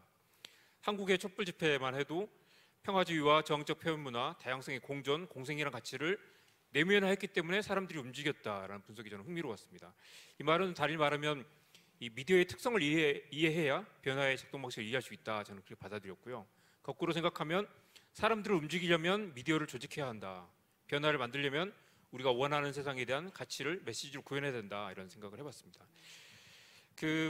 시간이 거의 다 돼서 한국의 콘텐츠 생태계 이야기를 해볼 텐데요. 김경호 선생님 마이크 드신 김에, 네. 한국은 양대 포털 점유율이 90% 육박하는, 세계를 통틀어도 이 포털에서 뉴스를 읽는 나라가 많지 않은 나라, 또 한국과 일본밖에 없죠. 이런 포털의 가두리 양식장과 공짜 뉴스, 공짜 콘텐츠 끼어 팔기가 한국 인터넷의 제약 요건으로 작동했다라는 지적에 대해서 어떻게 생각하십니까? 저는 어느 정도 그건 맞는 지적이라고 생각합니다. 그런데 그렇다고 해서 다른 나라, 말하자면 포털이 장악하지 않고 있는 나라의 미디어 생태계는 굉장히 훨씬 더 민주적이고 더 공유의 가치가 실현되었는가 하면 저는 또 그렇지도 않은 것 같아요. 그래서 어떤 의미에서 볼 때는 한국이나 일본이 갖고 있는 뭐 포털의 지배력이라는 건 되게 특별하달까, 유니크한 부분이 있긴 있습니다만, 그렇기 때문에 저희가 할 수 있는 부분도 저는 좀 있지 않을까. 좀 그런 뭐랄까 미래지향적으로 파악하고 싶은 부분이 좀 있습니다. 그래서 사실 오늘 패널분들 모시면서 그런 생각을 했는데요. 모두 다 네이버나 다음의 바깥에서 콘텐츠 브랜드를 만드신 분입니다. 최영식 대표님은 경제 전문 기자로 있다가 창업을 하셨고요. 이 주류 언론에 지금 우산 하나를 있으면 일정 수준의 독자가 확보돼 있고 포털 제휴나 검색 알고리즘에서도 어느 정도 이 기득권의 혜택을 받을 수가 있죠. 아웃스탠딩을 처음 시작하시면서 이 포털의 외부에서 독자들을 만난다는 게 어렵지는 않으셨나요? 근데 이제 좀 운이 좋았던 것 같아요. 이제 2015년에 했을 때는 그때부터 이제 그 이전에는 네이버가 사실 인터넷 생태계 그 자체였죠. 사실 그래서 정말 많은 기억들이 있습니다. 그 네이버가 이제 뉴스 간담회 하면 전 언론사가 와가지고 어떻게든 정책이 바뀌는지 보고 그런 거에 대해 굉장히 이제 충격 가까운 감정도 갖고 그랬는데 사실 2014년, 15년부터 좀 우리나라 생태계로 봤을 때는 좀 여러 가지 의미가 있는데 그때부터 외세라고 해야 될까요? 좀 이제 해외 플랫폼들이 굉장히 많이 우리나라에 들어왔던 것 같아요. 뭐 유튜브라든지 뭐 넷플릭스라든지 페이스북이라든지 그래서 저희 같은 경우는 좀 페이스북에 굉장히 많이 이렇게 도움을 많이 받았었고요. 그래서 좀 어느 정도 안착을 하는데 어려움을 겪지 않았고 그래서 지금은 뭐 포털이 뭐 플랫폼이란 말로 바뀐다면 좀 다르게 해석할 수도 있겠지만 분명히 이제 네이버나 다음이 이제 뉴스 생태계를 다 장악하고 있다. 이거는 좀 다른 지금은 이제 맞지 않는 이야기일 수 있다고 생각을 합니다. 네.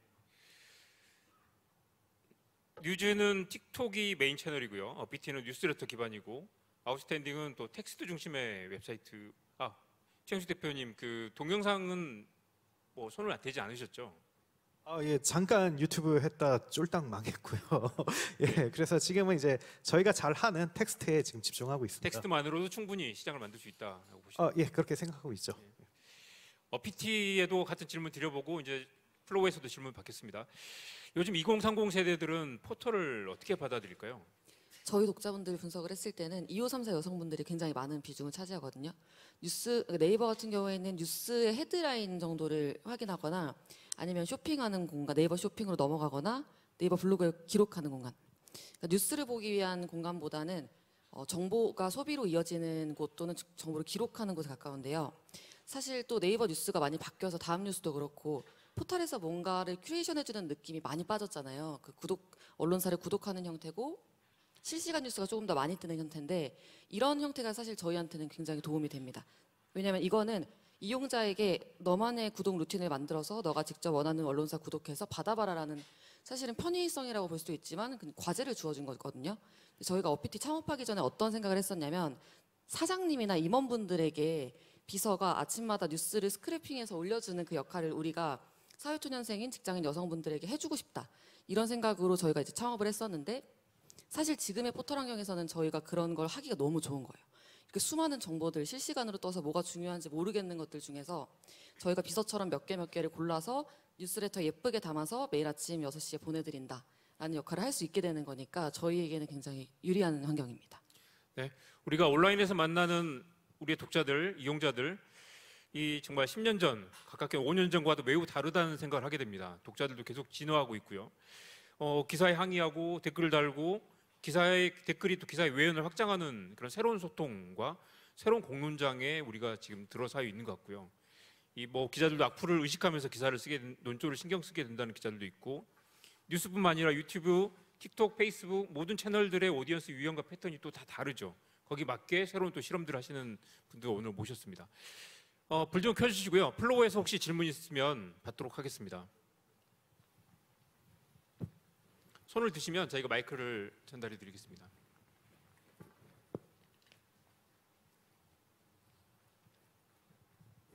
네, 오늘 좋은 강연 잘 들었습니다. 저는 이제 50이 넘은 세대인데요. 우리 뉴즈 대표님한테 여쭤봅니다. 저도 틱토커이긴 한데 과연 그럼 50 이상의 세대들도 이 숏폼 컨텐츠를 만들면 거기 열광할지 이거에 대해서 궁금합니다. 네. 네, 충분히 가능하다라는 말씀 드리고 싶고 사실 틱톡에서 47년생 춘자 씨라고 100만이 넘는 팔로워를 가지신 노부분도 많으시고 굉장히 실버 세대에서 많이 하세요. 그리고 더 뉴 그레이라고 조금 실버 세대지만 조금 더 멋스러운 패션을 알려주시는 60대 신사 컨셉으로도 하시고 저는 이게 틱톡에서 가능하다라고 보고 있는 게 틱톡의 팬덤이 유독 더 강한 이유가 사실은 다 옆집 친구 같은 일반인들이 크리에이터가 됐거든요. 근데 그것 때문에 내가 이 옆집 친구 같은 사람을 같이 처음에 응원하고 하면서 키웠다라고 생각을 해요. 그래서 광고를 받으면 오히려 엄청 좋아해요.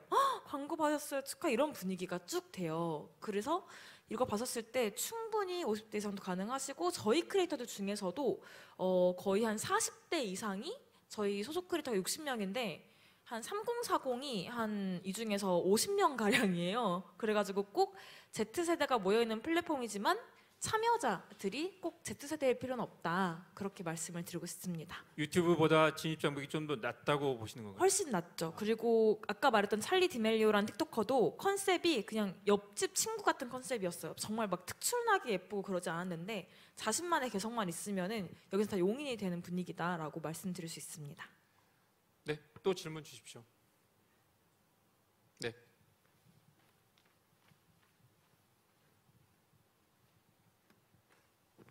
네, 안녕하세요. 저는 매스미디어에서 주로 이제 방송 다큐멘터리하는 PD인데요. 저희 동료들도 보면은 뭐 유튜브나 이런 숏폼에 대해서 관심도 가지고 뛰어들고, 근데 성공하는 케이스가 참 드물더라고 보니까. 사실 영상 스킬이나 뭐 컨셉 잡는 거나 이런 거는 그간의 노하우로 잘 할 것 같다는 생각에서 도전을 하는데 주변에 잘 성공하는 경우가 잘 없어요. 왜 그럴까? 그런 고민에서 성공하신 분들 입장에서 한마디 해주신다면 좀 도움이 될 것 같은데 어떤 생각으로 좀 얘기해 주시겠습니다. 이거는 구독자 가장 많으신 김도윤 대표님께서. 네. 굉장히 어려운 질문이네요. 그냥 뭐 첫 번째 그냥 제 생각만 말씀드리면, 그 전문가의 시각을 못 벗어나서 그럴 확률이 저는 좀 많지 않을까라고 생각을 하고요. 뭐 그거를 좀 돌려서 표현을 한다면 제 사례로 설명을 드릴게요. 왜냐하면 제가 그 PD라든가 뭐 감독 출신이 아니니까요. 함부로 얘기할 수 없기 때문에. 그 재테크 유튜브 채널이 이제 있는데, 이제 뭐 3프로 TV라든가 슈커월드, 김작가, 신사임당, 뭐 기타 등등이 있어요. 근데 방송국에서도 엄청 많이 뛰어들었고 증권사에서도 엄청 뛰어들었어요. 그럼 그때 드는 의문은 이런 거 한 가지가 있죠. 저는 완전 백그라운드가 그냥 자기 개발과 동기부여 쪽이거든요. 전 재테크에 관해서는 원래는 이제 유튜브 시작하기 전에 제 집 한 채도 없었고, 그냥 주식이나 이런 거 조금만 하지, 뭐 주식하는 모든 사람이 전문가는 아니잖아요. 그런 사람이었는데, 제가 잘 됐던 이유 중에 하나, 그리고 많은 전문가들이 구독자 수가 뭐 10만, 20만을 못 벗어나서 100만까지 못 가는 이유 중에 하나는 본인이 너무 전문가에서 못 벗어나는 것 같아요. 무슨 말이냐면, 저는 이제 아까 전에 시대의 중요시 여긴다, 시의성이 말씀드렸는데, 그걸 보는 건 어쨌든 시청자인 거잖아요. 시청자는 전문가가 아닌데 그거를 말하는 사람, 아니면 그분이 진행을 하시는 분이 너무 전문가스럽게 뭔가 이야기를 해버리는 거예요. 그 다음에 예를 들면 누구 게스트 모셨는데도 너무 이야기를 깊게 파고 들어가 버리는 거죠. 그래서 뭐 저는 어느 날 뭐 제 아는 친한 채널이 구독자 한 10몇만 채널이 있는데, 그 채널은 그 기업의 사장님을 만나서 뭐 정말 딥한 얘기를 하고, 그다음에 그 기업의 탐방을 가고, 그다음에 뭐 이제 IR 팀이랑 뭐 전화를 하고 막 이런 걸 하는 거예요. 그래서 제가 했던 얘기는, 근데 막 거기는 정말 열심히 하는 거예요. 정말 잘하고 있는 거죠. 제가 그분한테 얘기했는 얘기는, 대표님 너무 깊다. 사람들이 지금 키즈 프로에 들어갈 수 있는 정도인데, 지금 대표님은 사람들을 지금 성인 프로에 데리고 가서 이게 훨씬 좋은 거라고 왜 안 하냐고 막 하고 있으니, 사람들이 지금 거기 무서워서 들어갈 수가 없다. 이해할 수도 없고. 저는 많은 전문가이신 분들이 유튜브에 뛰어들었을 때 잘 안 되신 이유가 그 본인의 깊이, 그 다음에 본인이 생각하는 완성도, 막 그런 것들을 오히려 못 벗어나는 게 크지 않을까. 오히려 어떻게 보면 저희도 영상 만들어 보시면 알겠지만, 정말 어떨 때는 허탈하지만 그냥 대충 찍어서 만들었는데 조회수 100만, 200만을 기록하고, 정말 각 잡고 만들었는데 조회수 뭐 2만, 3만 기록할 때 있거든요. 그렇기 때문에 저는 오히려 전문가인 게 장점이지만 여기서는 독이 되는 게 약간 유튜브라는 판이지 않을까라고 생각합니다. 우리가 오늘 차별화와 경쟁력에 대한 여러 가지 이야기를 했지만, 우리가 가장 잘하는 영역에서 또 하나의 채널을 만드신 분들이잖아요. 동시에 이게 읽히지 않으면 도달되지 않으니까, 과거처럼 이게 패키지 단위로, 예를 들면 방송사 9시 뉴스처럼, 아니면 아침에 배달되는 한 뭉텅이 신문처럼 그렇게 팔리는 시대가 아니기 때문에 각각의 콘텐츠 개별 단위 경쟁력을 고민해야 되는 그런 시대로 들어서고 있는 것 같고요. 제가 시간이 많지 않아서 오늘 제가 마지막으로 질문을 드렸던 게 각각 우리의 꿈과 장기적인 계획, 전망을 이야기해보자. 10년 뒤에 나는 어떤 모습으로 어떤 걸 하고 있을 것 같다라는 이야기를 짧게 또 한번 쫙 돌고 시간이 또 남으면 질문을 받겠습니다. 최영식 대표님부터. 예, 10년이라는 시간 너무 막연해서 사실 5년으로 하셔도 돼요. 예, 그런 생각 안 해봤는데 일단은 지금 하고 있는 유료화 실험을 좀 성공적으로 잘 마무리하는 게 이제 첫 번째고요. 만약에 좀 더 시간과 여력이 있다면 또 다른 도전을 해서 더 유의미한 뭔가 성과물을 남기고 싶습니다. 예. 김가인 대표님. 네, 말씀드렸듯이 저는 10년 뒤에 이제 미래 세대들이 정말 안전하고 똑똑하게 미래를 준비할 수 있는 역할을 할 수 있으면 좋겠고, 저희 7살 친구들이 저희 회사 편집자가 되고 싶다고 하는데, 그 친구들이 편집자가 되려면 최소 19살 부모님 동의를 받아서 할 수 있게 되는데, 그 친구들이 처음 가졌던 꿈의 직장에 들어올 수 있도록 건재하는 게 네, 목표입니다. 네, 이어서 얘기하면 저희는 2호 3사 여성분들이 지금 메인 타겟인데 이분들이 이제 3호 4사가 되어도 굳건한 미디어가 되고 싶고요. 그리고 지금 시간 너무 얼마 없는데 어떤 환경에서도 안 망하는 미디어 회사가 됐으면 좋겠어요. 나중에 유튜브에서 틱톡에서 또 다른 것으로 넘어가더라도 살아남는 미디어가 되고 싶습니다. 네, 좋습니다. 네, 꿈이니까 시청자 꿈은 아니고 제 꿈이니까요. 저는 지금 김작가 TV 유튜브 채널 굉장히 재밌고 열심히 하고 있고요. 5년 뒤, 10년 뒤에도 지금처럼 하고 싶습니다. 예, 하반기에도 혐오, 교육, 미디어, 플랫폼 이런 주제들로 다양한 데이터 분석 협업이 준비되어 있는데요. 즐겁게 보시고 저희가 앞으로도 오래오래 재밌는 컨텐츠를 전달드리고 싶습니다. 고맙습니다. 저는 맨 처음에 이정환 대표님께서 저한테 스크립트를 주실 때 우리 넥스트 리터러시 연구소가 10년 뒤에 어떻게 될까요? 이런 말씀을 써주셨는데 여기 계시는 분들은 5년 뒤, 10년 뒤 열심히 하겠습니다라고 말씀드리면, 저 같은 경우에는 하나의 조직이 10년 이상 가면은 이게 조금 별로 안 좋게 되는 것 같아요. 그래서 10년 이내에 더 좋은 조직으로 탈바꿈할 수 있으면 좋겠다, 이런 생각하고 있습니다. 네, 여러분, 오늘 코드 컨퍼런스 전체 주제는 거대한 응전이 시작되다입니다. 무엇에 대한 응전일까라는 고민을 해봤는데요. 공유와 개방, 참여, 웹의 기본 철학과 원리, 민주주의의 공론장을 위협하는 사적 이해 관계와 욕망, 기득권의 반격과 질서의 왜곡에 맞서는 것이라고 저는 이해했습니다. 코드에서 추구하는 가치가 디지털 트랜스포메이션과 콘텐츠 혁신을 통한 사회 변화, 진화라면 저는 지식 커먼즈로서의 미디어와 저널리즘이 그 도구 또는 무기가 될 것이라는 믿음을 가지고 있습니다. 오늘 코드 컨퍼런스 미디어 세션에서는 6명의 현장의 미디어 기획자, 스타트업 대표들을 모시고 이야기를 나눠봤고요. 모두 바닥에서 시작해서 하나의 독보적인 브랜드를 구축하고 독자를 확보하고 영향력을 만들고 이제 다음 단계를 준비하고 계신 분들입니다. 우리는 지식의 공유가 더 나은 세상을 만든다고 믿는 사람들입니다. 우리에게 더 강력한 지향과 전략, 더 많은 토론과 투명성, 그리고 신뢰가 필요하다고 생각합니다. 거대한 응전은 이미 시작됐고 우리는 이 전쟁에서 이길 거라는 확신이 있습니다. 질문하고 싶으신 분들이 많이 있는데 이 주최 측에서 5시에 반드시 끝내달라고 말씀하셔서 이 정도 끝내고요. 또 오셔가지고 쉬는 시간에 질문 주시면 좋을 것 같습니다. 여러분 고생하셨습니다. 고맙습니다.